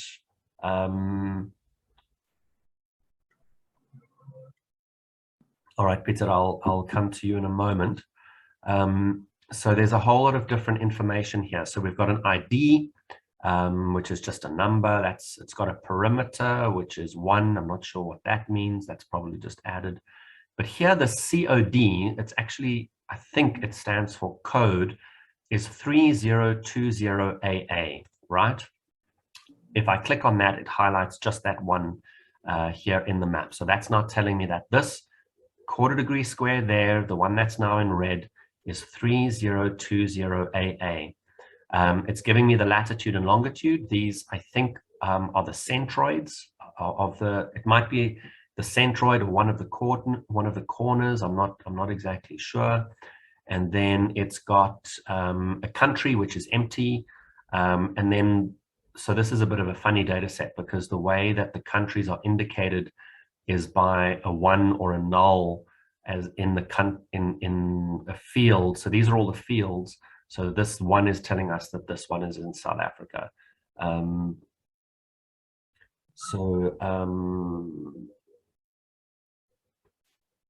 QGIS, not centroid, top left corner. Yeah, top left corner. Thanks, Rian.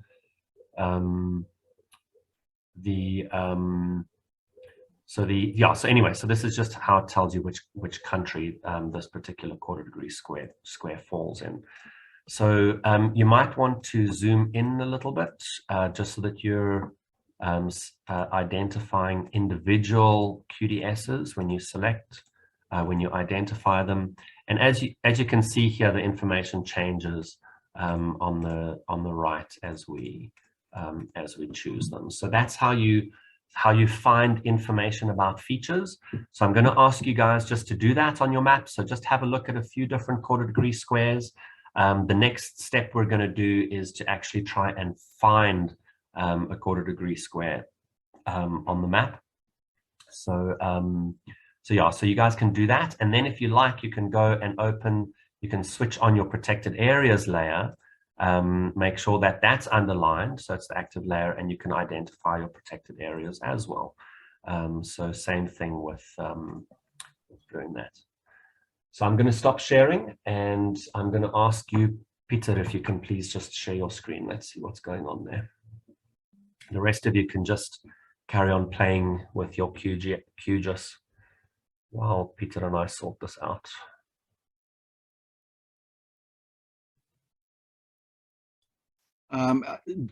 Ian, I think it's there, and I seem to have it now. Oh, it was just in a different place to yours. Okay, all right, cool. No problem.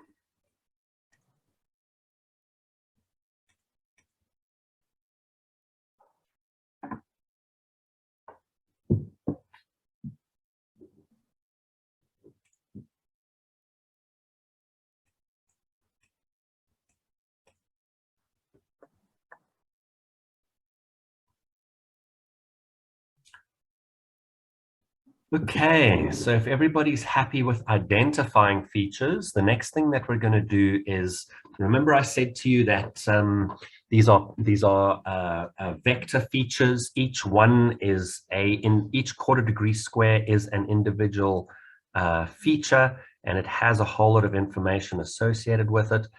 If we want to see that information, so up here on our toolbar, a few tools across is a little thing that looks like a table. There's an abacus next to it. Don't open the abacus. We want to open the table. And what we're going to do there is, if you click on that little table tool, it's going to open the actual data table for that entire data set, right? So this is called your attribute table. So, so this includes all of that information. It's exactly the same fields that you saw over here. So all of these fields over here are now the column headings in your attribute table, right? And each row in this table is a particular quarter degree square on the map.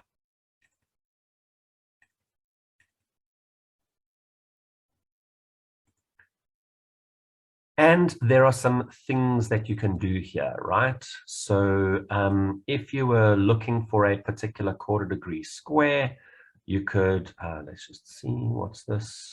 Zoom map to selected rows. That's editing, I don't want to do that. Anyway, so you can click in the right-hand pane here to select. So this isn't actual selecting, but it's like, let's call focusing, to focus on a particular record.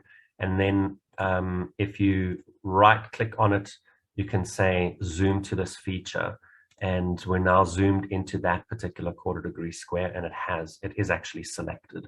So whenever something's yellow in QGIS like this, it means that it's selected.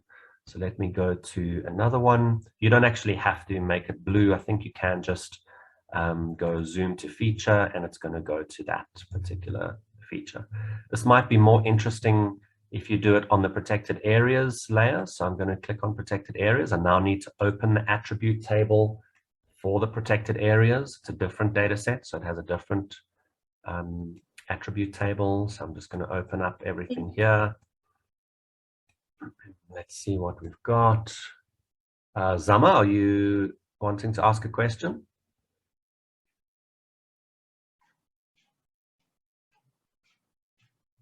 Can't open the table.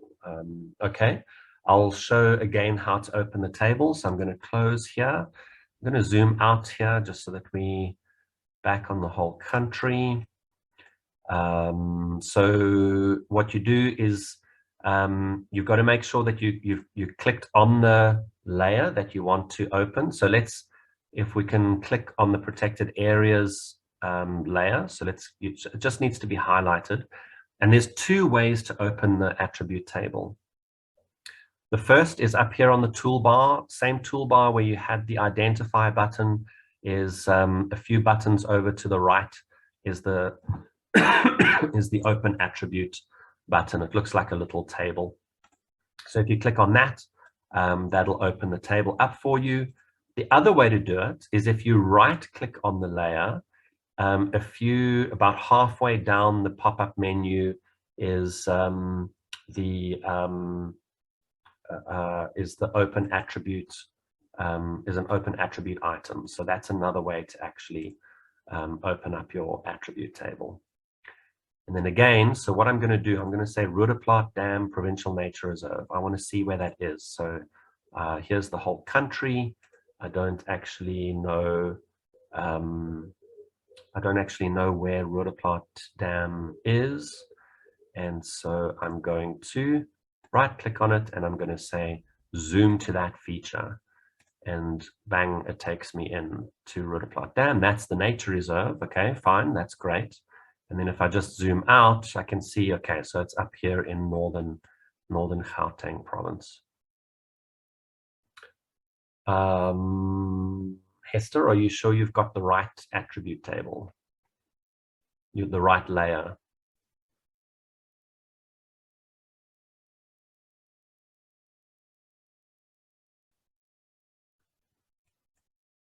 Okay, so that's opening up the attribute table. Now let's go back.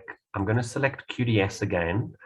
And now let's say I've got a specimen in front of me and it says that the QGIS is 2917DA, and I now want to find that on my map. So I'm going to click on this little select by. Sorry, it's not that one. It's not so that you can also select features, right? So you might be interested in a particular set of quarter-degree squares, or let's use protected areas again. So I might be interested in this set of protected areas here. For some reason, let's say I've got a project or something like that in that part of the Eastern Cape, and I can just drag a rectangle over them and it highlights them as yellow. Whenever you see yellow in QGIS, it means that the features have been selected, right? So so I can highlight all of those in yellow, all of these protected areas. Okay, I can then open up the attribute table, and then down at the bottom left of the attribute table is a little drop down. At the moment it says show all features, but I can say show selected features, and it'll show me just those areas that I've now highlighted on the map, and these are them. So I can actually see which is which, and then I can again zoom to each one to see which one it actually is on the map. This thing does get in the way a little bit, but yeah, it's just an extra way of kind of navigating around your features on the map.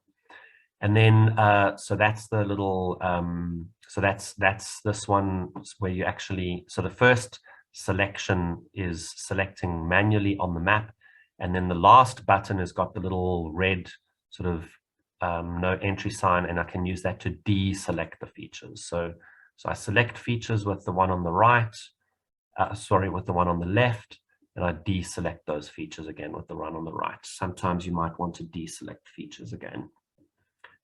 So another way to select particular features is to use this, sorry, things popping up in funny places here. So so this button here in the middle, it looks like a little, it's actually a form, it's a data entry form, but it's for selecting features. And I'm going to use that on my quarter-degree squares layer. So I'm going to go back to quarter-degree squares. So remember, whatever active layer, whatever layer is underlined here, yes, you can show the name on the map. I'll show you how to do that in a moment, Miranda. So here's quarter-degree squares, and I'm going to click on this little button here in the middle, which is selecting by value. So now I'm searching for a particular quarter-degree square. The COD is the field that contains the quarter-degree square, and here I said I want to search for 2917. 2917. It's actually showing me a pop-up list. 2917DA is the one I said I was looking for. So I can then, let's see if I zoom. Let's see if that one matching feature, I need to switch it on. So I didn't actually have to select. I could just zoom straight to that feature. So this is now telling me that that is that particular feature. If I select the feature, it highlights it in yellow for me, so I can see exactly which quarter degree square it is. Okay. So I'm going to ask you guys to find some quarter degree squares as practice. So the first one is, please find 3021CA. I'll type it in the chat. If I can find my chat. So if everyone can find 3021CA, please.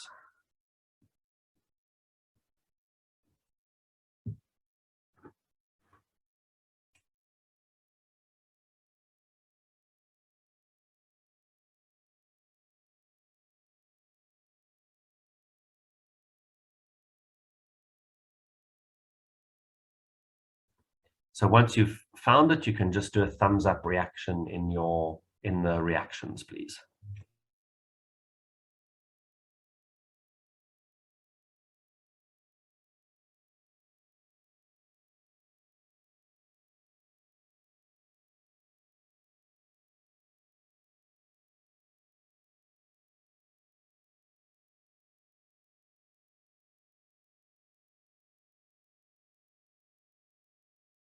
Yes, Ronel, you can also use this to search for farm names. So that's a much more useful case where you're actually trying to search for farm names. I mean, searching for QDSs is also important. It's something that we will do quite a lot, but you can also search for farm names.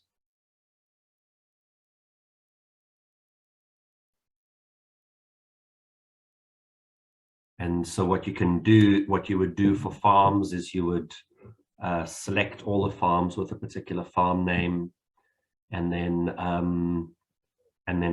open your attribute table, and then you can zoom to each one and see whether it is the farm that you're actually looking for.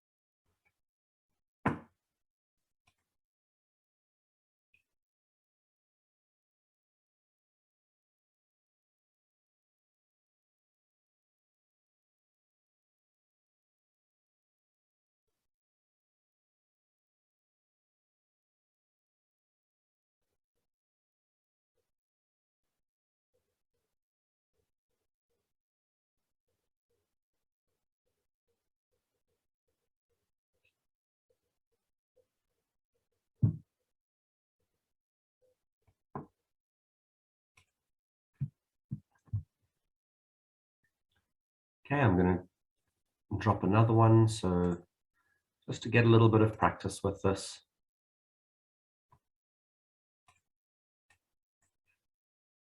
I'll put another QDS in the chat that you guys can then find.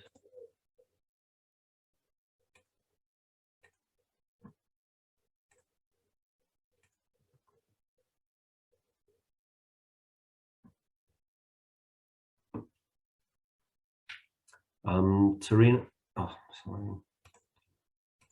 sorry, this is for everybody. Okay, there's the QDS to find.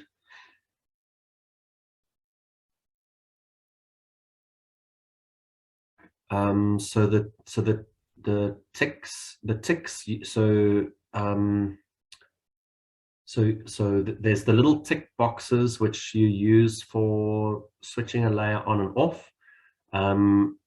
So that's whether it's visible or not visible on your map. You don't actually have to have the layer switch. The layer doesn't have to be visible in order to find and select features in that layer. You can still find features and select features in that layer if the layer is switched off. It's up to you depending on what you're wanting to do exactly while you're working with your map. Serena, do you want to share your screen? Let's see what's happening with the attribute table.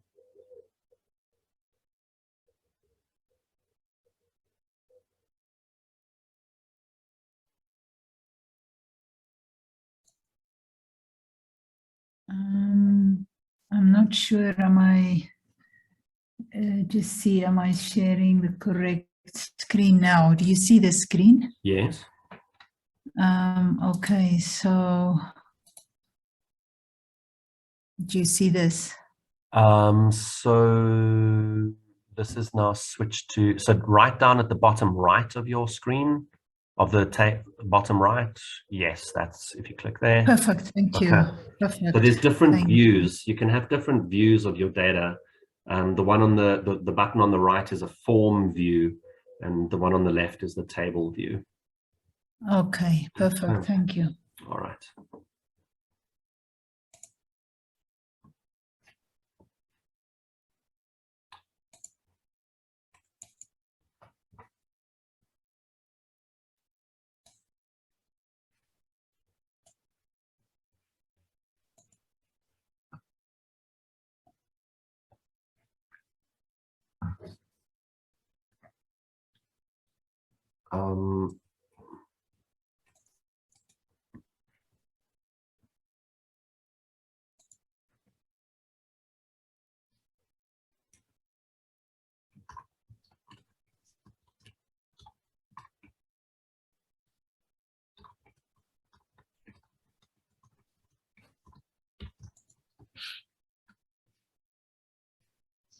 All right. So let's, so we've done the styling layers.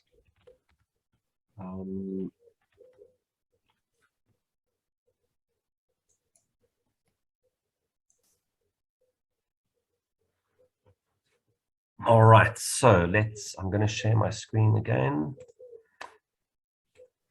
I'm going to zoom out just to the whole country.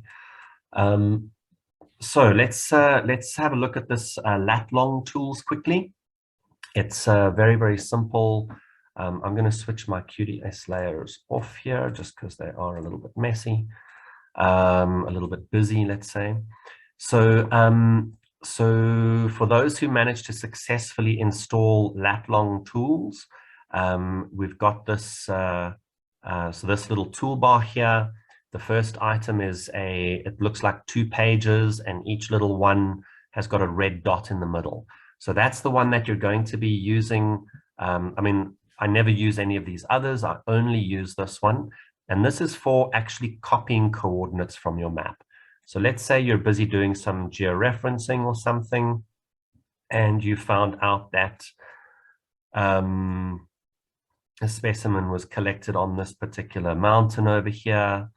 It doesn't have a name. Let's switch on the 250. I think I'm too close. So let's say we worked out that this Spitzkop is the locality for a particular specimen, and we want to grab the coordinates.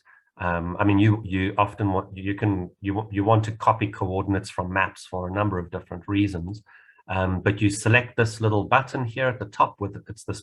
So like I said, the double pages with the dots. So that's copy coordinates, and then it gives you this cross, and you just click on the map, and the coordinates are now copied to your clipboard.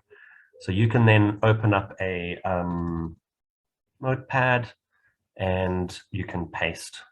So Control V is paste, and that gives you the latitude and longitude, and it gives them to you the right way round. Okay, so it's not like the coordinates you have down here at the bottom. You see, it's actually the other way around. But this is really nice for. So I'm going to just copy and paste a few coordinates off the map here. Very, very nice, easy way for grabbing coordinates from your QGIS maps. Okay, so so that's copying coordinates off the map, And then sometimes sometimes you've got a coordinate, maybe that somebody's sent you, or that's on a specimen label, or that you've got off some other data source, wherever it might be, and you can then paste. So if you don't have this, okay, sorry, before we get to that. So if you don't have this little zoom to coordinate item down here at the bottom, you need to, so this is your little tool that you use for finding coordinates on the map. So if you don't have it, you just need to go to view, and then you've got panels, and it's the bottom, well, it should be at the bottom, this little panel that says zoom to coordinate, and you just need to make sure that's ticked.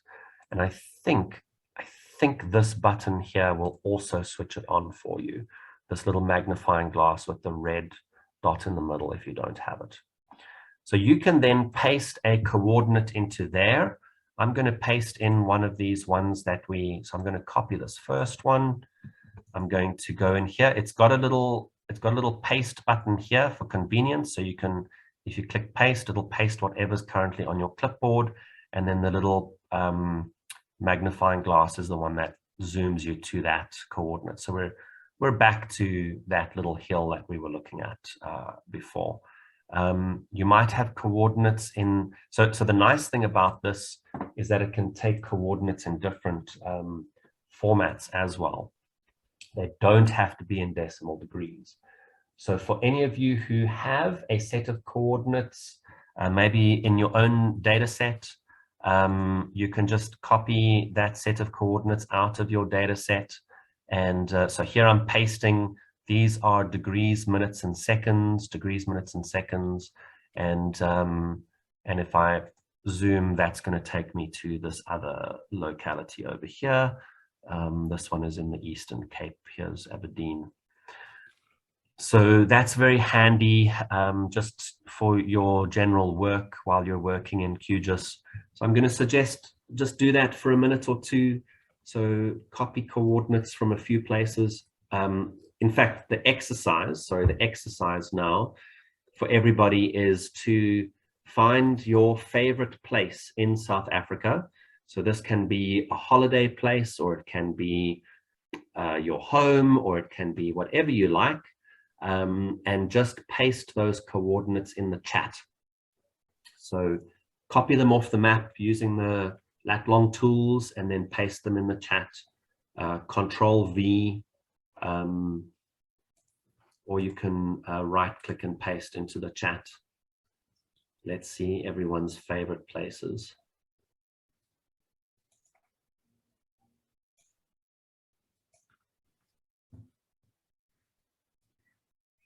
Yes, so you can copy a coordinate off the map and then you can paste it into Excel. You can do that.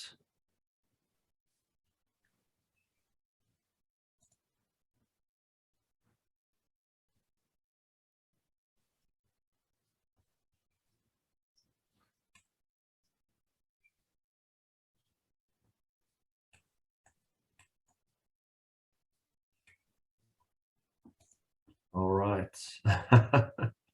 It looks very far away, Ronel. Is that Prince Edward Islands? Yes, okay.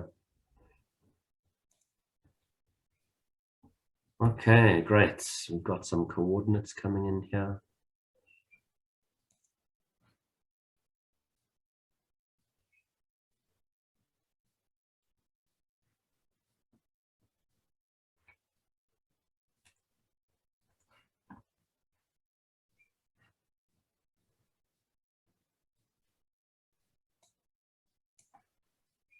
So what you might see when you paste your coordinates is, so I see one of them here has got many, many decimal places after the degrees, after the decimal point. And so what you can do is, so coordinates with more than about 8 decimal, so more decimal places than 8 decimal places are essentially meaningless.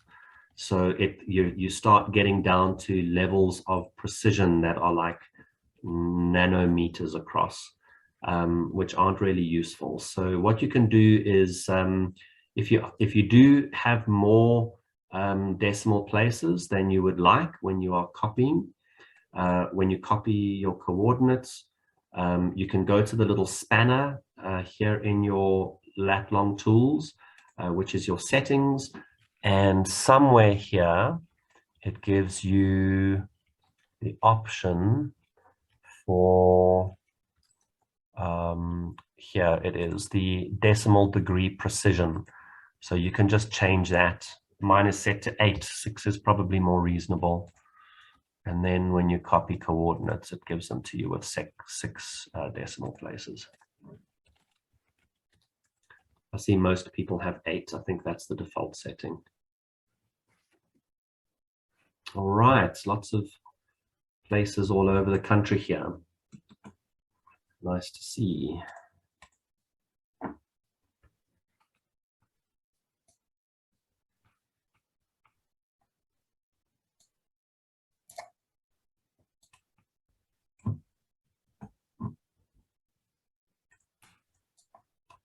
And then what you can do is you can start, if you've managed to paste your own coordinates, you can copy some other people's coordinates and paste them here in the zoom to coordinates. So copy someone else's coordinates out of the chat, and then you can paste them here and zoom to those coordinates to see where that person's favorite place is.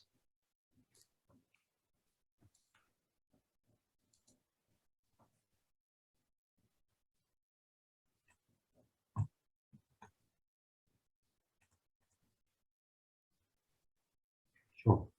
Cape Vidal. Good choice.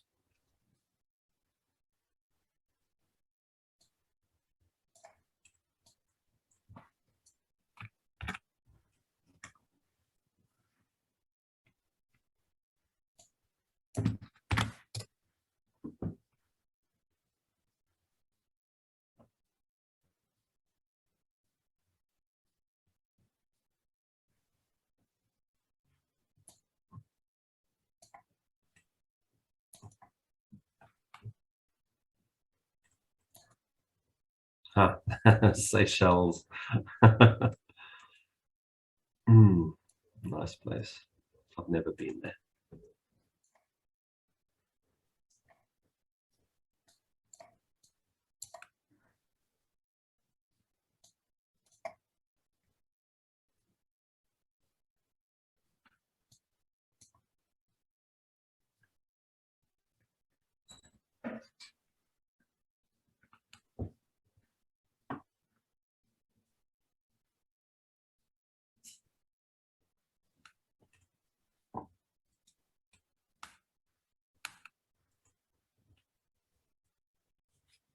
All right. Is everybody ready to add their own data sets? Let's start plotting your own points. So, hopefully everybody's got a data set with them. If you don't, I'm going to drop one into the chat quickly. And I just have to find it. All right, so this, what I'm dropping into the chat is a subset of specimen records from one of my projects, the Baboon Spider Atlas. And it's all of the records for 2 particular species. So you can download that. It's a CSV file. That's if you don't have your own data set to work with. Hopefully, so in order to import data into QGIS, it needs to be in a table format and as a CSV file. So I just want to see quickly if you can import Excel. No. You can't import Excel. I presume somebody's tried. So so if you have your data Someone's asking about getting data from new poser so that it can be imported into QGIS, Janine. So yeah, so that's an important question. And I mean, it should be, it should be possible to download data from new poser, and then you should just be able to import it into QGIS. So if you've got your data, I'm just going to show you how to do this quickly. Just opening here.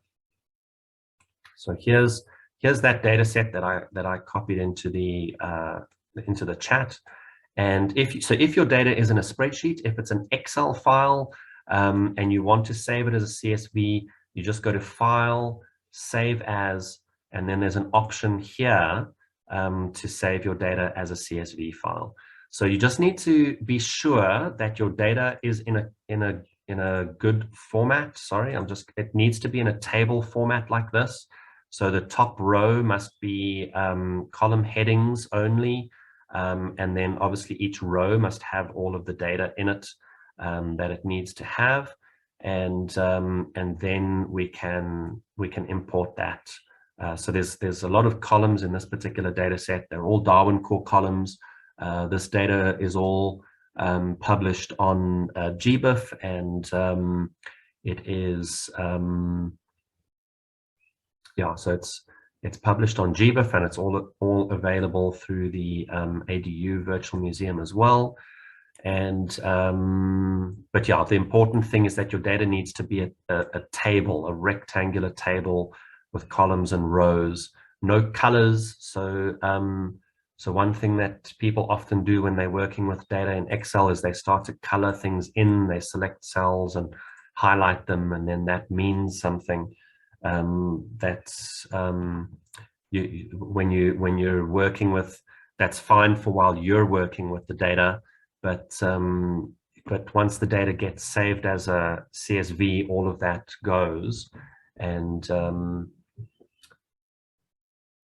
okay, thanks, Corinne. Yes, yeah. So there will be a plugin that you can use to import spreadsheets. But I think for now, rather than adding another plugin, let's have everybody just working with CSV files. So either your own CSV file or a file which either your own CSV file or this one that I have put into the chat here that you can download and work with yourself. Okay, and the way that we import CSV files. So remember when we were looking at these other data sets, so I'm looking at protected areas and I've got my attribute table. It's a table of data, right? So here I've gone from the layer to the table of data. When we want to import data into QGIS, we're going the other way. So we're starting off with our table of data and creating an actual spatial data set from it. And the way that you do that for point data, latitudes and longitudes that we're working with here is you click on the layer item up here on your menu bar and you click add layer. So you're wanting to add a layer and you select the fourth option, which is add delimited text. So this means that your data is in a delimited text file somewhere, and you're going to select that. So it opens up this little window then. The first thing it wants is the file name, and there are 3 dots, this little 3-dot button at the end that you click on there. That GIS data, that opens your browser. So I'm going to go to here. So this is QGIS training, and there's that data set that I've shared with everybody. So I'm going to say open that. And so it's asking you what file format it is. So CSV, that's what we're working with. So that's comma separated values. If you're not working with CSV and you've maybe got a tab separated, you can click on custom delimiters and select tab. Maybe you've got a semicolon separated and it's not comma separated. You can see it's complaining here. It's not managing to read the data set. Down here at the bottom, it shows you a little sample window of your data imported. So mine is CSV. So if you select CSV, It shows you the sample here at the bottom. It's picking up some special characters over here, UTF. So it's that's interesting. So wherever you see these black question marks, it means it's not managing to read those characters in your data set. So that's fine for now. I'm just going to try and fix that. So let's try Windows 1251. Let's see if that fixes it. Oosh. 1252. Okay, so there's something going on with these characters in my coordinate values here, which it's not happy about, and I'm not sure which encoding I need to use so that it's happy. So we're just going to have to live with scrambled characters for now.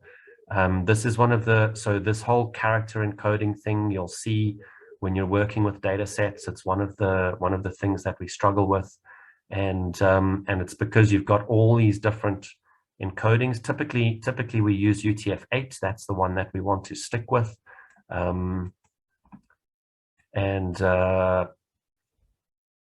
no, okay, I'm not getting the right encoding here.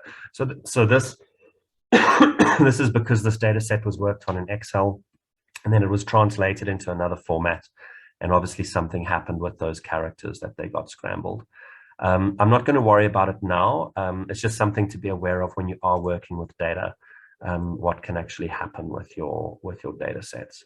So I'm going to go back to UTF-8, UTF-8. And yeah, that's back to those funny things, and then what happens? So we've got this geometry definition here, and you can see it tries to pick up your X and Y fields automatically. So remember, your X, that's your X-axis, which is actually your longitude, and your Y is your Y-axis, which is your latitude, and it reads your column headings, and it tries to find a sensible column heading for what the latitude and longitude is, or the X and Y. So these are Darwin core terms, decimal latitude and decimal longitude. So it picks them up automatically, and everything's looking fine. So what you can do now is you click on add.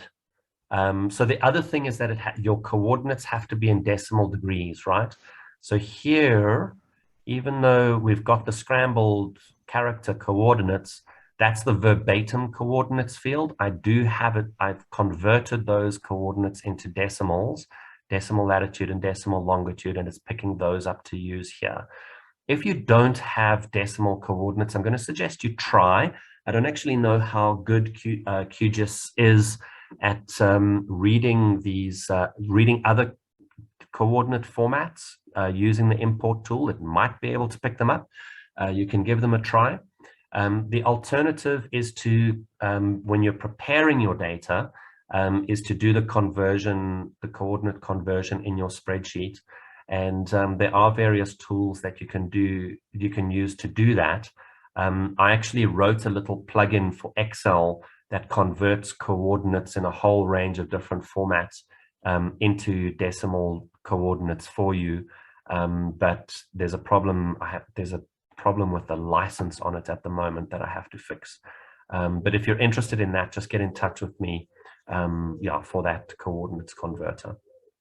So so basically we want to have our X field, our Y field, we want our preview table here to be looking nice, and then you click on this add, and what it does then is it adds all of the points. So you can see the points are all added for these two species here, and then you can click close. So hopefully everyone's managed to do that. You can just do a thumbs up if you managed to import your data set okay. Great. What I'm going to do, so it inserts the that new layer at a place in your list of layers wherever your last active layer was. X-axis is longitude, Mary. So x-axis is your longitude. So that's why people get coordinates mixed up all the time. So they often swap the x and the y, because latitude is actually the y-axis and longitude is the x-axis. One of the mistakes that we see when people are capturing coordinates and working in GIS and that kind of thing, then they get them mixed up. It's one of the whoever decided on latitude and longitude way back in the day, he or she is the one to blame. You can go and find that person and talk to them.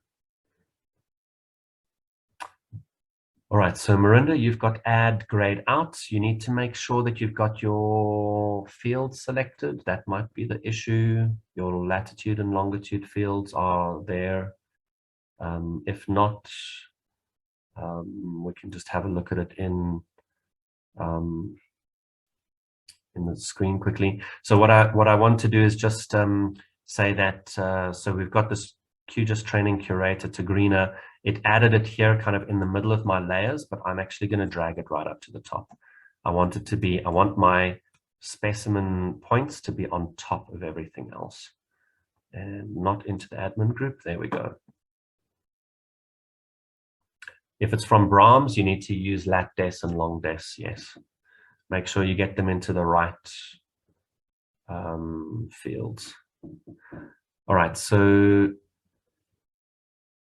CRS must be selected.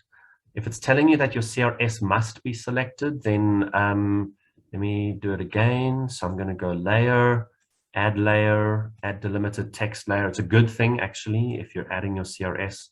Just resizing this here. Okay, so geometry CRS, mine is automatically selected. So you want to choose this 4326.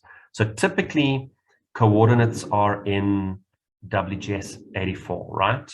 So your CRS, your coordinate reference system, is basically saying which coordinate system did you use to record these points. And this is one of the things when we do georeferencing, we make a lot of fuss about it because so when people go out and they record coordinates in the field on their GPS, for example, they might be using a different coordinate system to WGS 84.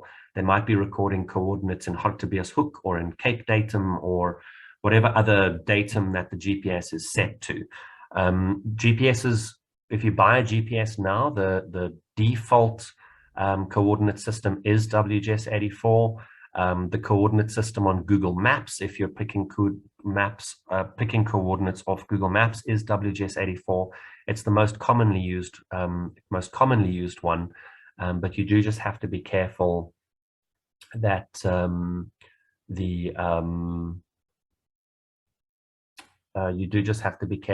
you are not importing coordinates from some other coordinate system and then saying that it's WGS 84, because then it puts the points in the wrong place. All right, so selecting CRS solved the grade out add issue. So if that is the issue, then you just need to click on select CRS here. It opens up a little pop-up here, and let's see if it gives me WGS. Yeah, so if I type WGS in the filter up at the top, it gives me WGS 84, and I can just select that to add it. Let's just see. So hopefully that solves the grade out adds. Tim, if you can just type in the chat, are you using your own data set or the one that I shared?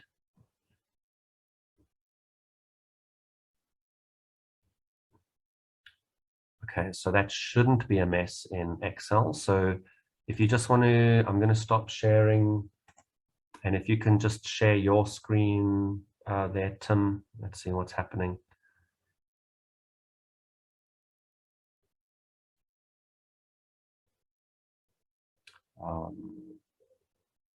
So we want to look at your QGIS, not at your Excel.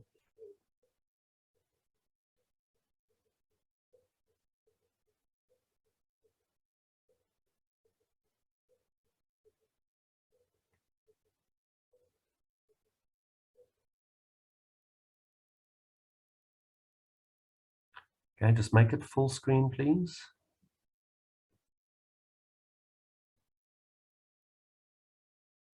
So layer, add delimited text layer, find the file, should be in downloads probably. Okay, that's fine. Then what you want to do, so it hasn't picked things up here, so something is not right.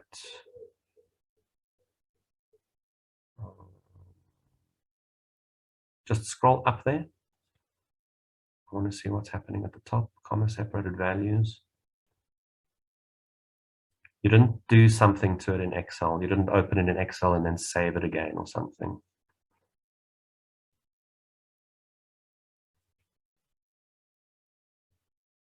Maybe download it from the chat again.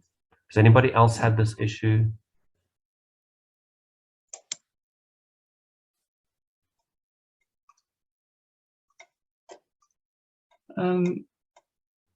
I tried downloading it, but it says it's already, it just says open file. I can't re-download it. Let me see. Oh, okay. So just delete it on your computer.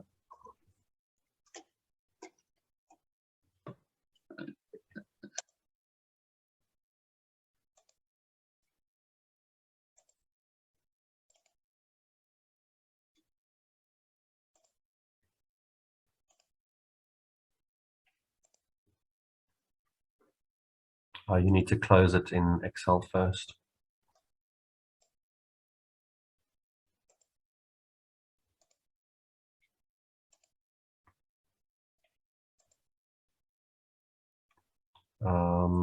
Is it open?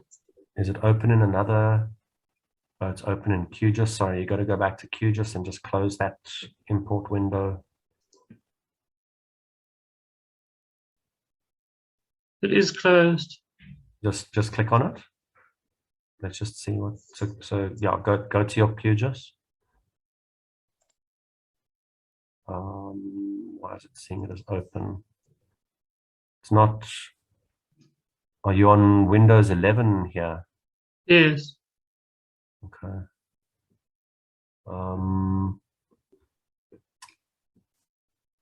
Why is it seeing it? Just so there in your layers on the left. Just scroll down that it hasn't. You're not seeing it anywhere, hey? No.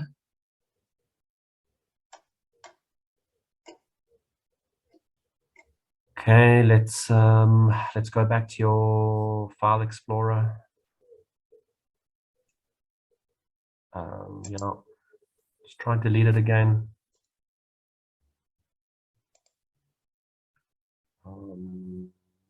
Must I close QGIS? Yeah, I think so. I'm not sure why it's giving that issue.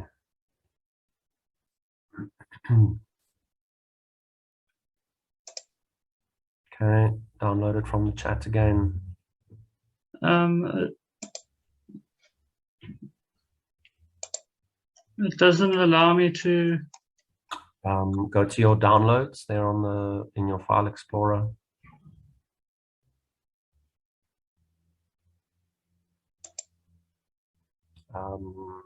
It's not here somewhere, hey? No. All right, I'm going to paste it into the chat again. Okay, it should let you, okay, just see. Yeah, so paste it in the chat again. So, okay, right, QGIS.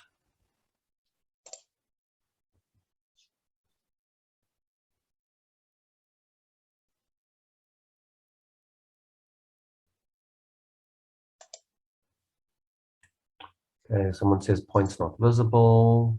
Okay, we'll have a look at that now. All right, let's open it, layer.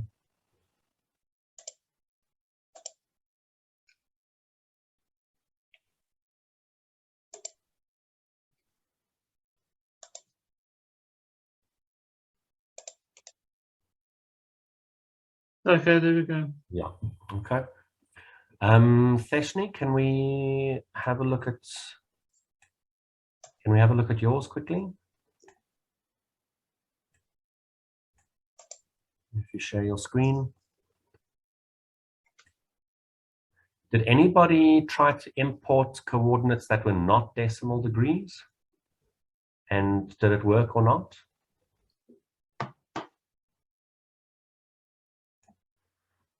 Okay, just make it full screen there, Theshni.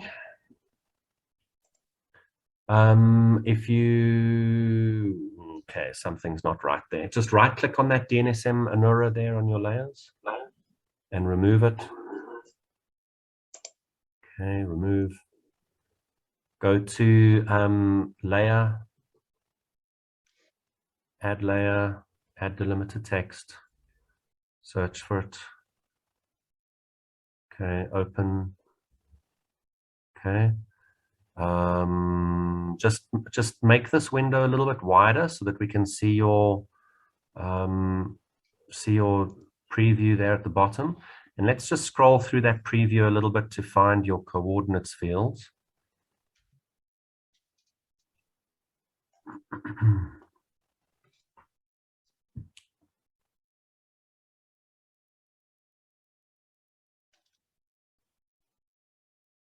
Okay, so there's latitude 1 and longitude 1. So I've got a feeling that that's why it's not working, because they're not decimal degrees. But let's try. So do your X field as longitude 1.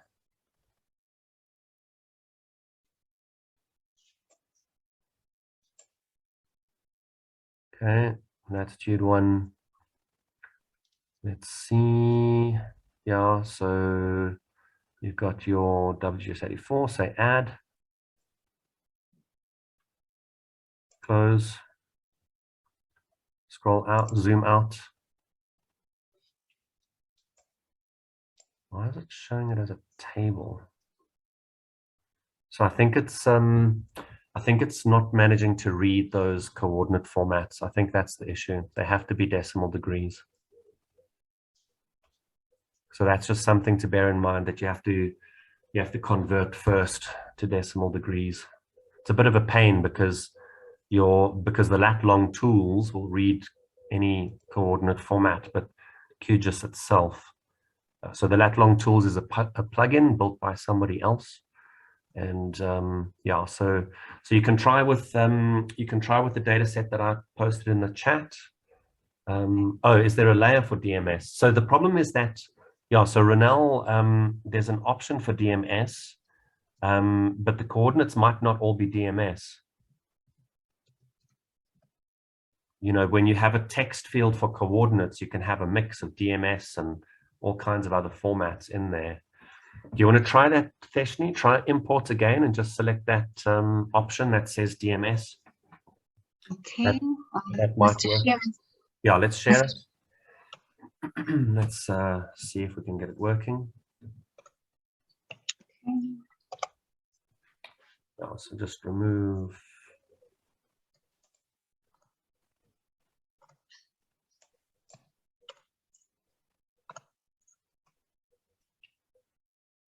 Select your fields.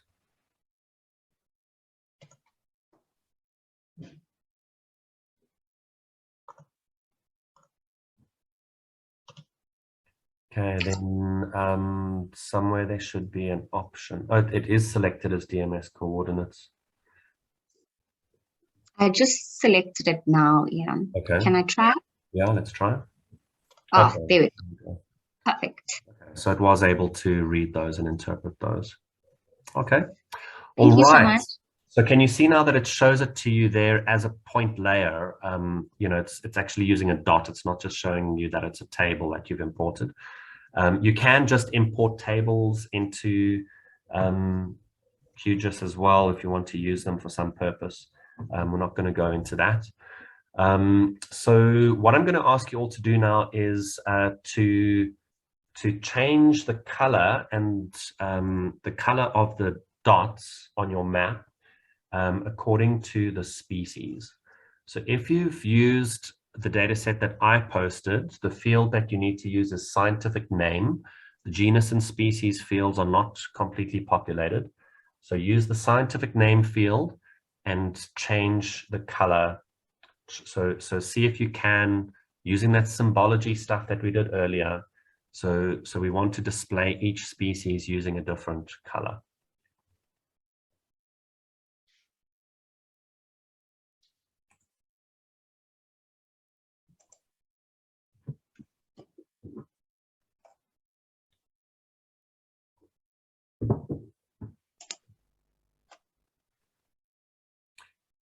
And once you've managed, you can just do a thumbs up. Or if you haven't, if you can't get it right, you can do a thumbs down or a red cross if you've got a red cross.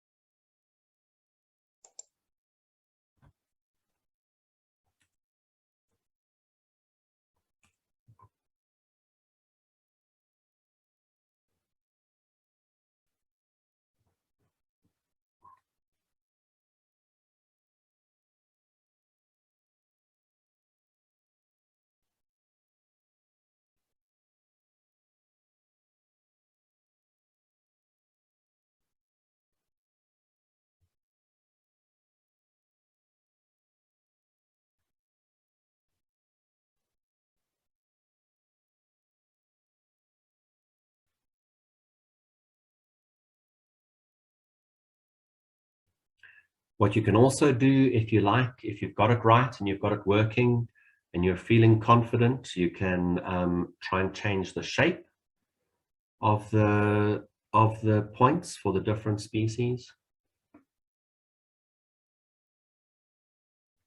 So use different shapes for different species. You have to do it manually. You have to go in and change each shape and select the one that you want to select. All right, Beth, do you want to share your screen quickly? Let's try and get your points working.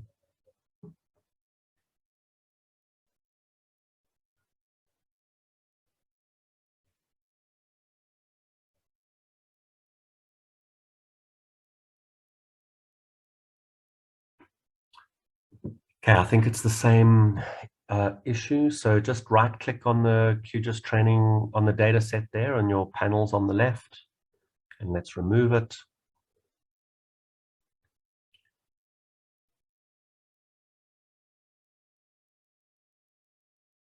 Okay, let's click layer, add delimited layer.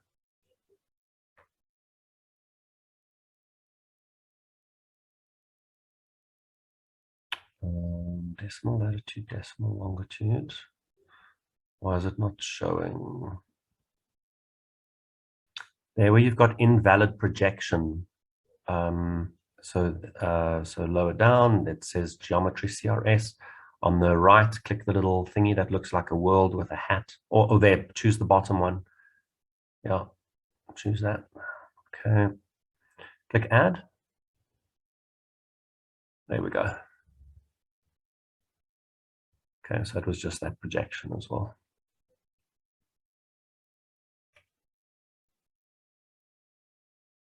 Okay, you can stop sharing.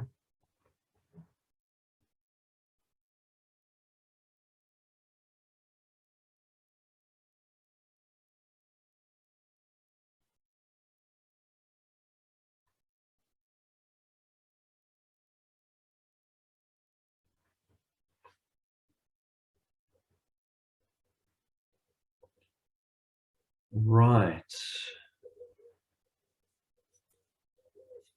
So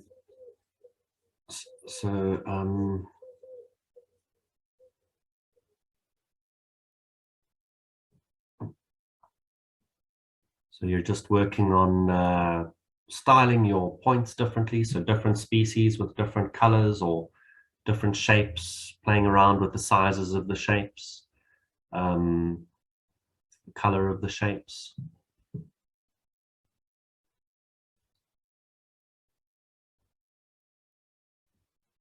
If you find a mistake, Tarina, that you can edit the data in the file, yes. So what you would do is you would open your attribute table, and then on the, maybe if you can just stop sharing there, Beth. Ian, I updated it in the CSV file. Is it possible to just say update the source file in the source for the layer? Just No, update. no, it's not. No. No, so what I have happens? to. Yeah, yes. So it's not reading directly from the CSV file. What it does is it reads the CSV file, it reads all the information in, and then it creates this layer in QGIS. So it's basically a copy of the Okay. data. So upload again. Okay. Yeah. Okay. Or in the attribute table. In the attribute table, yes. Okay. So Okay. okay, so I'm not sure why. Just okay, so Beth, I've just stopped your sharing there. So the way that you would do it is so when you edit things in GIS, so GIS doesn't want you to just haphazardly change data. So it's quite careful about you making changes and all the rest. So if I wanted to go and change something, I would have to open the, I think this is how you do it. Okay, so the way that you do it is you right click on the layer, and then there's an option for, no.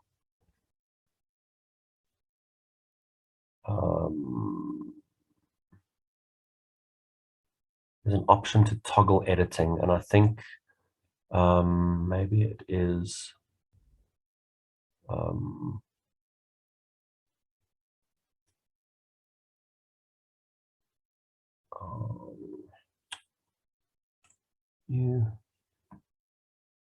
toolbars. All right, so I'm not seeing this now. Oh, don't worry, Ian. Maybe you remember it during this time, and you can say, okay. Yeah, you have to switch the editing on. I was doing it last night. Now I'm drawing a blank as to how to do it.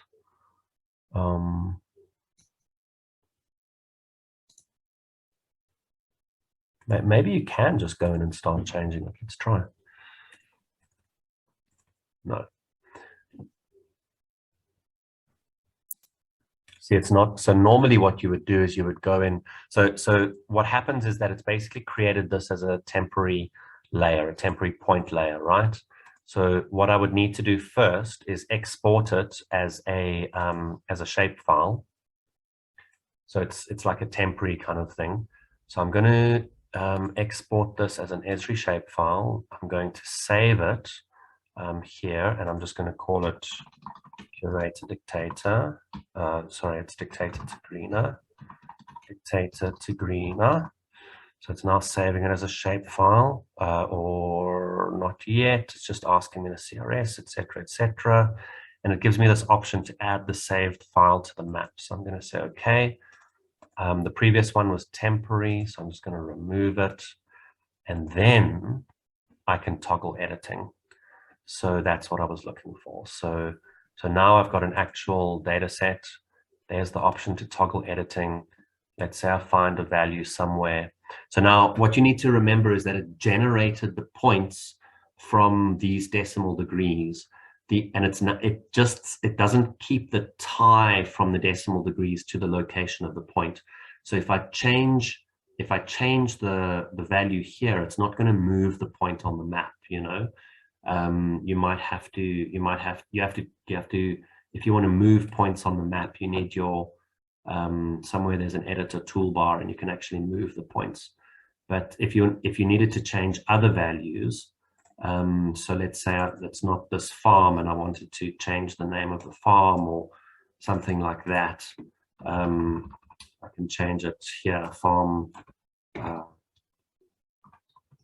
Dam. And then you have to go and save. You have to save your edits and then toggle your editing again to get out of editing mode, that kind of thing. So you can see how it just makes it a little bit more involved to actually go in and change data. Okay. Do you mind, sorry, do you mind just quickly go again? How do you get it so that it's not grayed out, the toggle? Sure. You made another layer, just Yeah. if you don't mind. Okay, I'll do that quickly. So yeah, it's actually quite an important part of the process. So I'm going to remove this layer. Remove the layer. So what you do is you go to layer. So we're going to add a layer from a delimited text layer. It's just going to be my this data set. I'm opening it. It's putting everything automatically, and I'm adding it. So this is now just a temporary layer that that QGIS is storing, and I actually want to make that a permanent. I want to make this. I want to turn this into a shapefile. That's basically it. So what I do is I right click on it, and I say export, and I'm going to say save features as. You just need to be careful if you've got select whenever you're doing this. Because sometimes you want to export a layer and you've accidentally selected features. And if you've got features selected, so let me show you, this is just a warning. Let's say I am selecting those ones. If those are selected and then I say export, sometimes what happens is this tick box is on and then it only exports the ones that you've selected. And then you wonder why you don't have your whole data set in the new shapefile. So you just got to watch out for that. We don't want to save only the selected ones. So so I'll start again. So it's right click, export, save features as, and then we're going to go to so you choose your Esri shapefile. And then we're going to click on the three little dots next to the file name, and that's just so that you can choose the file name. Just going to use the same one.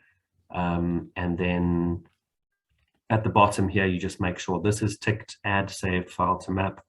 And you say, okay, because it's an existing file, it's going to ask me if I want to overwrite. So I'm going to overwrite that. And then it adds it as that shapefile. And then I can remove the previous one. So yeah, to remove the temporary one. So now I've actually got that. And then for anybody who was working on changing the shapes and the colors, so I'm going to go to single symbol here at the top, and I want to have categorized. You then choose the field that you want to categorize on. In this case, it's scientific name, which it's not cut off, it's this one. So shapefiles can only store field names that are a particular length. It's a bit of a frustration with shapefiles. So I chose scientific name authorship, not scientific name. So you choose the field and then you click classify here at the bottom. Should they be deleted? Yes. Okay, cool. So now I've got the different species that are in there. It's showing them all with squares. So, and then what I can do is I can go onto each one and I can change the symbol for that particular one. So I'm going to keep a red square for that. It's used, so Tigrina, I've got CF Tigrina and I've got, so this is a mistake. This is Tigrina with an extra space in it. I should have cleaned my data beforehand. I'll tell you a bit about that now. And then, so that's Tigrina, the one that I want. So I'm going to make it a blue square. Let's put it there. And I'm going to copy that value just so that I can make sure I've got the same value every time. So I'm copying that. Say, okay. Okay, so it's now blue. Dictator is pink. CF Tigrina, I'm also going to make it blue. So I paste it there.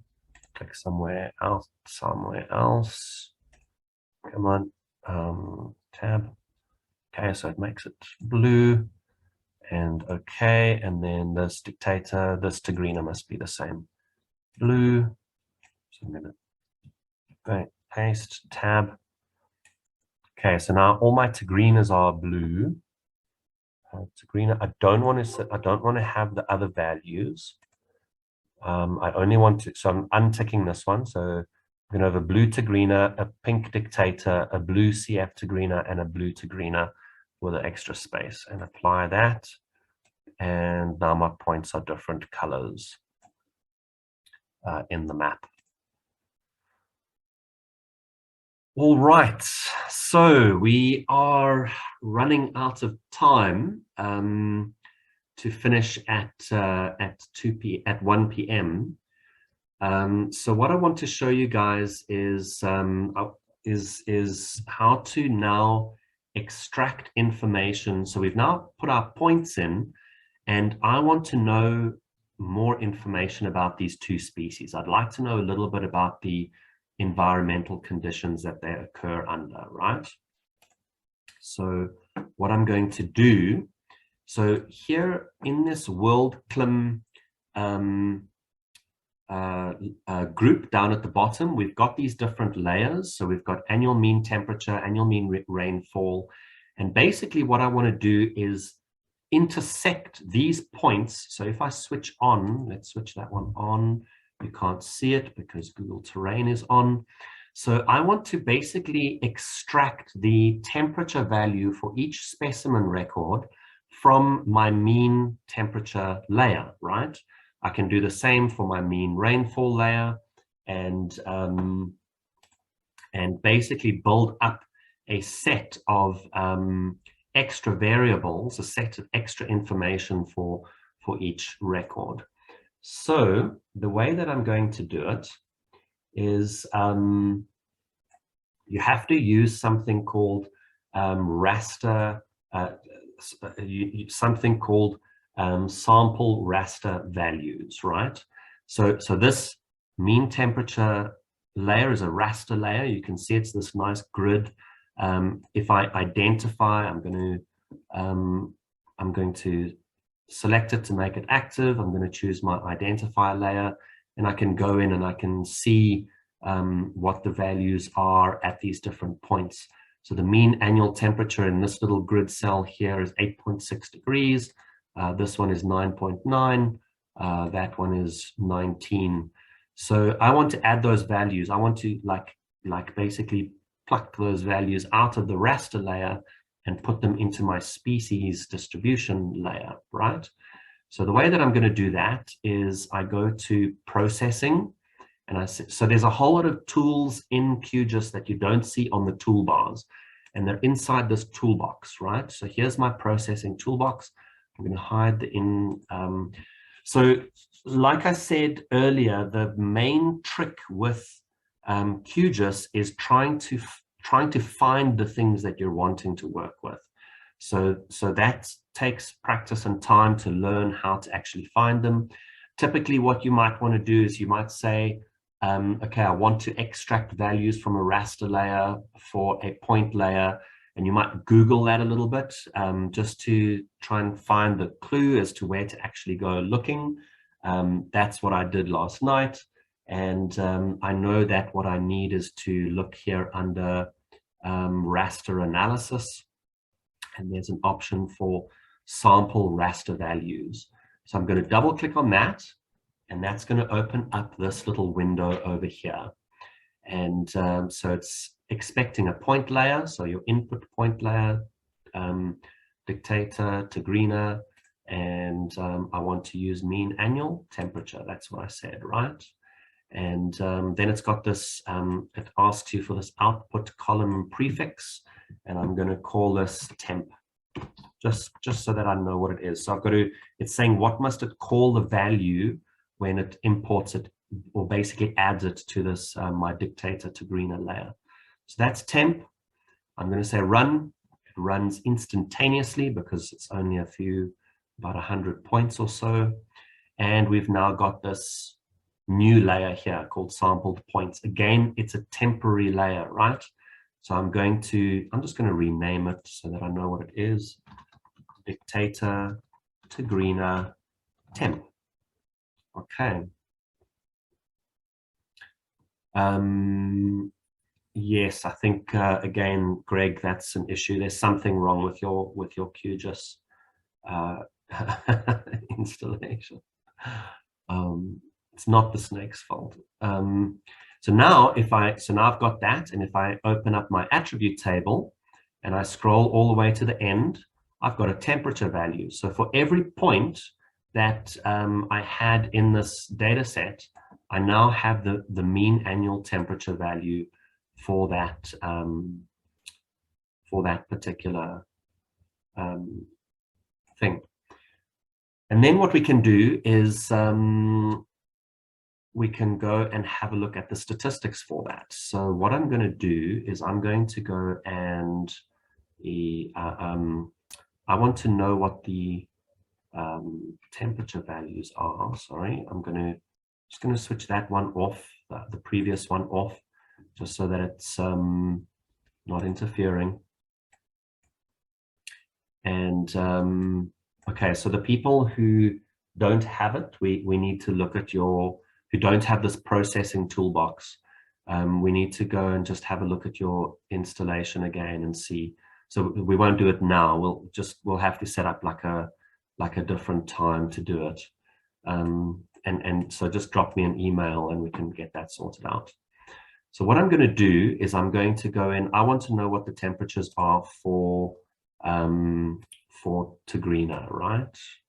So it was this scientific name 1, and I'm going to say Tigrina.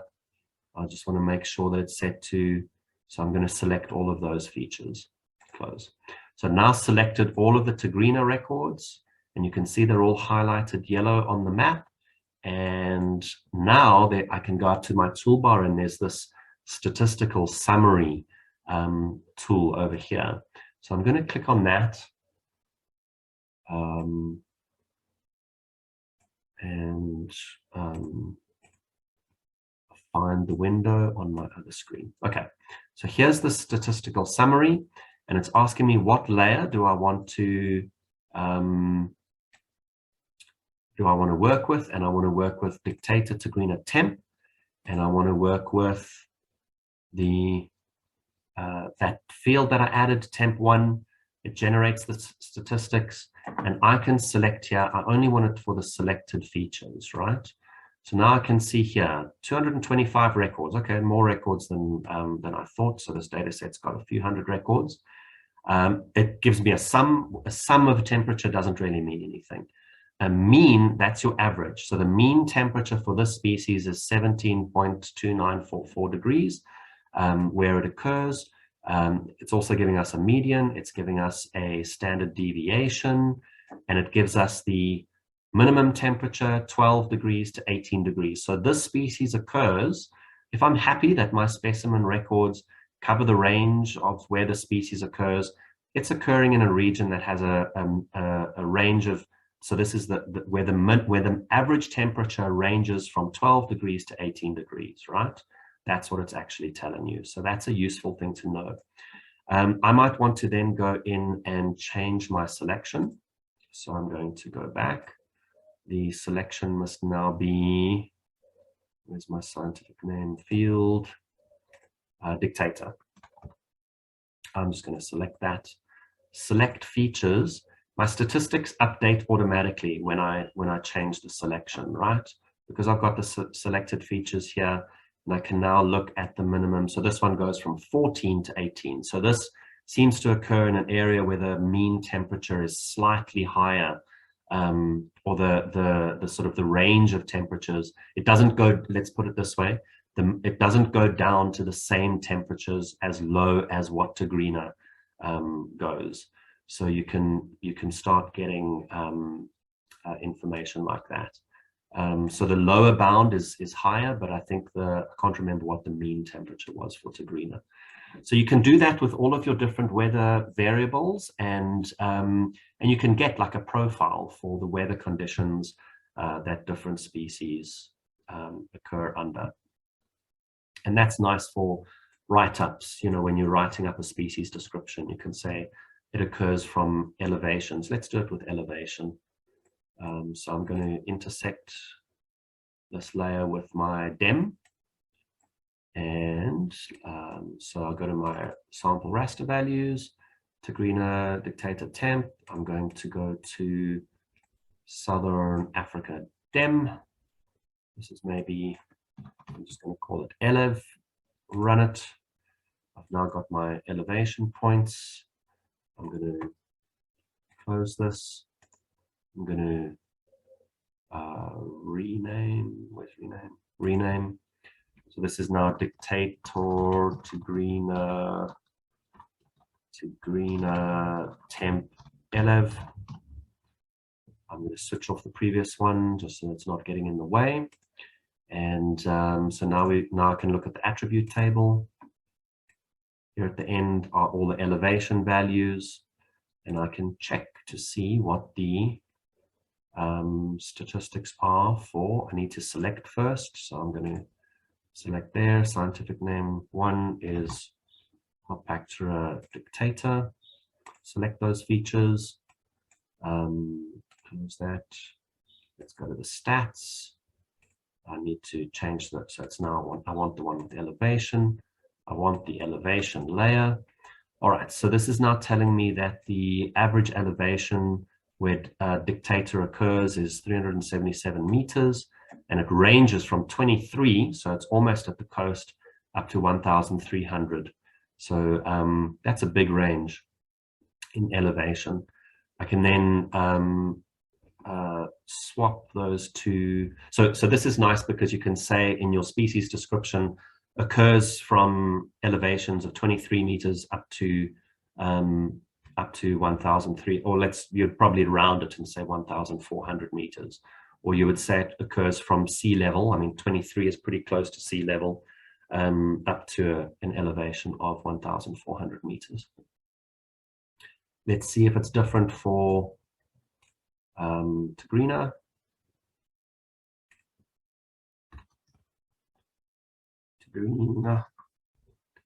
Select those features, the stats update. So this one does go from sea level. We've got one at 1 meter above up to nearly 2,000 meters. So the species goes up to a much higher elevation than the other species does. So yeah, so that's basically extracting additional information. And so I'm going to give you guys a few minutes just to do that. So run through that process. So what you're going to do, for those of you who have the toolbox, that is, for the others, I'm afraid you're just going to have to watch but if you can just try that. So using your imported points, try and extract values from, do it from your mean annual temperature, maybe some of your other variables, and maybe from your elevation, and then just get some summary statistics for that. So maybe what you can do is in the chat you can type, I'm going to say the mean elevation for dictator is so sorry, the mean elevation for Tigrina is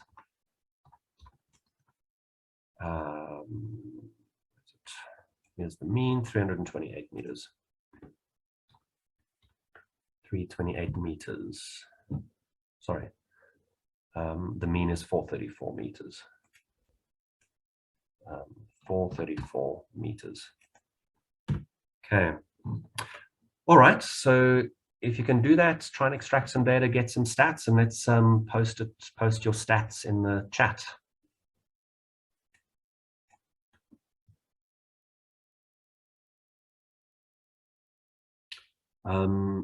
Yeah, so Louis asked a question, can you do the same extraction process from shape files instead of raster files?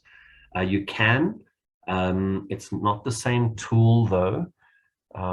Obviously, that tool that we looked at is the raster tool. So let me just share my screen quickly.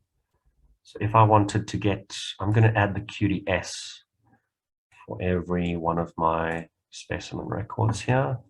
Let me just share my screen. Screen. So I go to vector, and we've got, I think it's intersection. So that's basically, I'm going to intersect this input layer with QGIS, and selected features only. Always got to watch out for that one, that it's not ticked automatically. Overlay fields prefix.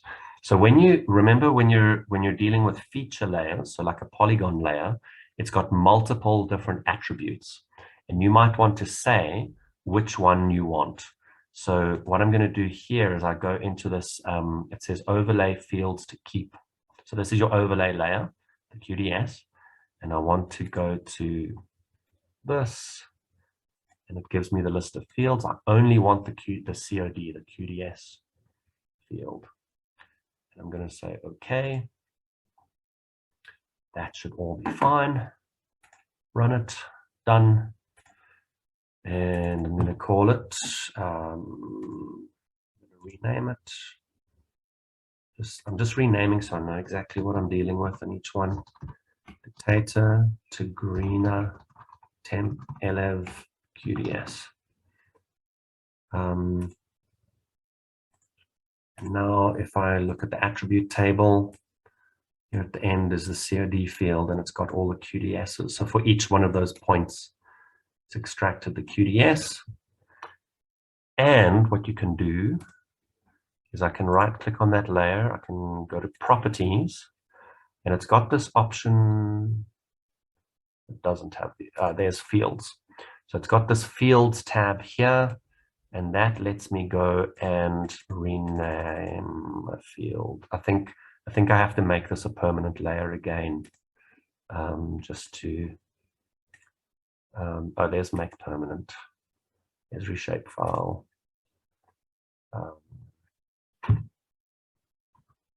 Dictator to greener temp live QGIS. I wouldn't, if I was doing this as a real exercise, I wouldn't be adding all of these values. I would go in and just basically add all the variables that I want and then replace the original data set. Just so that, okay, all right, so now it's a temporary layer. So I should be able to go to properties, fields, and change that field name. No, still not. Cancel, toggle editing, properties. There we go. Now I can change it. So now I'm just going to change it to QGIS. Apply. I'm going to change these while I'm here, just so that it's neater. Oops. 11. Apply.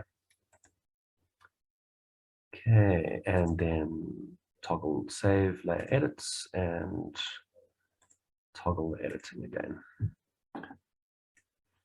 Okay, so that's how you would intersect with a polygon layer. Obviously,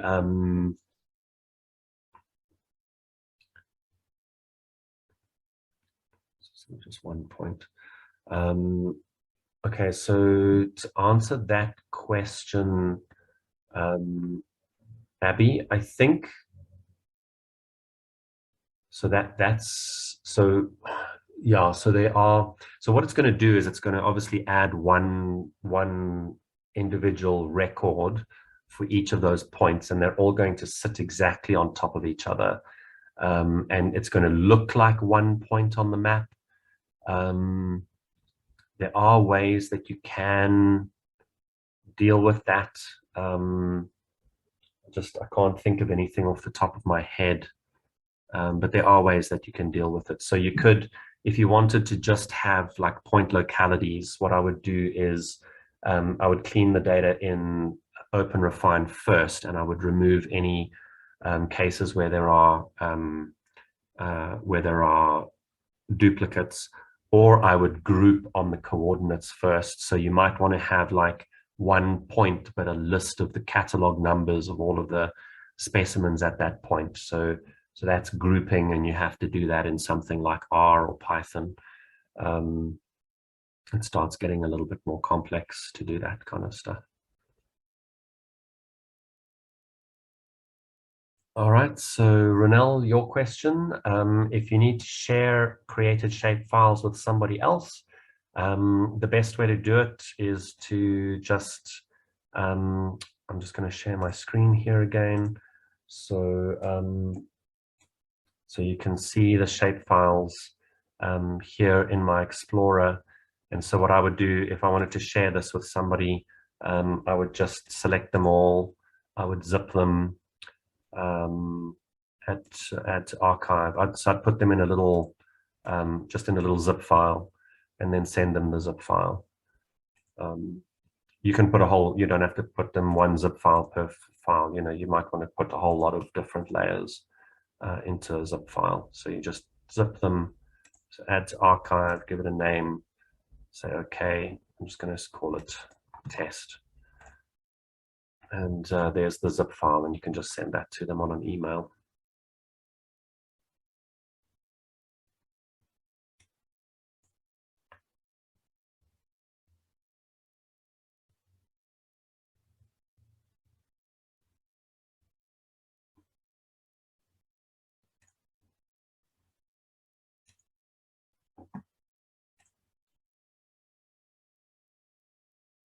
Yeah, so to answer your next question, Ronel, about making maps, it was on the plan for today, but we have run out of time. So I think what I'm going to do is I'll send a link for people. So there's a tutorial, it's a short tutorial that just shows how to do it. It's quite easy, but although it's quite finicky.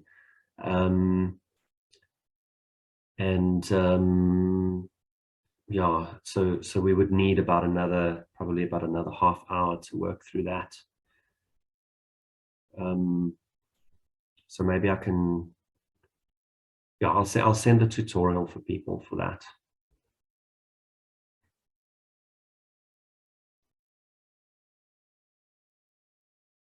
So on that note, just about getting stuck. So in that Slack workspace that I sent the link for, there is a QGIS group there, which I've created. There isn't any activity there yet because I've only just created it now with starting this training. So if you go into Slack and you search at the top, there's a little search bar at the top, and you type QGIS, you'll get the QGIS group. And if you you can add yourself to that group, and then so you just join that group. And then if you have any QGIS questions, anytime, you can just drop them in there, and then people can help each other out. So the idea is to just see if we can build a little bit of a QGIS, an NSCF QGIS community there, where people can ask questions or post useful links, things like that, and just offer help for each other.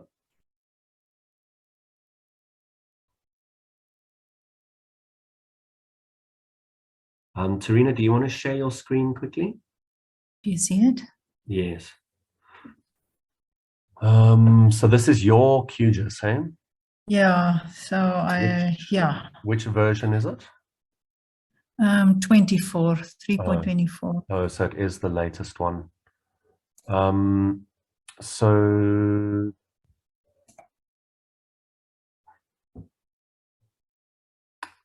it looks different in mine. So that's the issue. So next to that mesh, click on that QGIS. I don't know what that is. Yeah, this is where I've been installing things before. This is a plugin I installed actually. Oh, I see. But if I look here, for example, I don't know. No, when I get to this, it's not this. No, it's not that. So there's a processing menu item that's missing, and I'm just trying to see if you go to view. Sort of check there, but I don't know if I missed it. Panels, toolbars. Yeah, I'm not sure. Oh, okay. Well, I'll have to Google this then. Yeah, so like I say, like, you know, my suggestion is always to use the latest stable release rather than the latest release, because this is the you know, these are the kinds of things you bump up against. Like suddenly a menu bar item is missing. Okay. Okay. Okay. All right. Thanks. Okay. So Rihanna was just saying that in that Slack that I shared, so that's the NSCF Slack workspace. I'll paste the link again. So, so if you go into that Slack workspace and you search up at the top, there's a search bar at the top, and you type QGIS, you'll find the QGIS group, and you can join that group. What I suggest is, so Slack is quite sophisticated. It takes a bit of time to get used to it. So I'm just going to share my screen again here, and so that you guys can see my Slack. Hopefully there are no incriminating messages. But if you type QGIS, so there it gives me the group Team QGIS Apprentices. So we've got a couple of, so you can browse through the groups on the left-hand side here. You won't see these locked groups are sort of, so you can set up private and public groups. And here's Team QGIS Apprentices. I see Fazila's joined it. And what you can do is you click on the drop down, and you can set your notifications up here at the top. So the big thing with Slack is notifications, so that you will see messages. And I want to get notifications for all messages that come into this particular group. So that's the most important thing to do. So now if anybody posts into this QGIS group, then we get then I will get a notification. There are other groups here, which so there's the Specify Apprentices. So anybody wanting to join that. Also, I should have all messages, notifications for all messages for that. And we've got various other groups that you can join on here, groups related to data capture and georeferencing and all of that kind of stuff. Okay, so I'm not sure how people are doing in terms of managing to join their points to other layers to extract the data. That's okay, you guys can keep bashing away at that. So, so I think the first thing, so this is the first time I'm presenting this particular course. And I think the first thing that's, that comes up is that we probably need another hour or so for this particular training, for the program that I had in mind, just to cover the actual building of the maps. So Eunice, you can just use that link above, and then up at the top, if you search up at the top in Slack, if you just search Specify, you'll see the Specify groups there that you can join. So you just open the group and click on join. But yeah, that was I enjoyed giving the training. I hope that that was useful for everyone who's attending. It was a nice big group, sort of between sort of 50 and 60 people that we had here today. So what you guys can do is that same assessment, that self-assessment that you did at the beginning, you can just go through and give yourselves an updated score now based on having sat through the course, and yeah, and I hope that you'll find a use for QGIS, and that you'll be able to use it in your work. It is a very, very useful tool once you get familiar with it. So it's going to take some time. Probably, you're going to need to spend some time working with QGIS, getting used to it, finding all the tools, finding all the things that you can do. But I hope that it will be useful for you guys. And if you've got any feedback, if you do want to send in any suggestions for how the course can be improved, or anything like that, you're welcome to just drop me a message, drop me an email, or you can send me a message in Slack. But yeah, I hope it was useful for you guys. And yeah, like I say, I think let's use that Slack channel for any support going forward. I will send all of the links. I'll send an email now to everyone who attended today with all of the links that I've been sharing in the chat, just so that you've got them all together on one email, and that will include a link for that tutorial on how to make a map. Yeah, the end was quite a quite a tough challenge, but I think the idea is just to show you guys that it's there and that it's possible, and the kinds of things that you can do. All right, thanks guys. I'm going to end it then, 5 minutes early. I hope you all have a great day, and looking forward to seeing you all at the next NSCF event.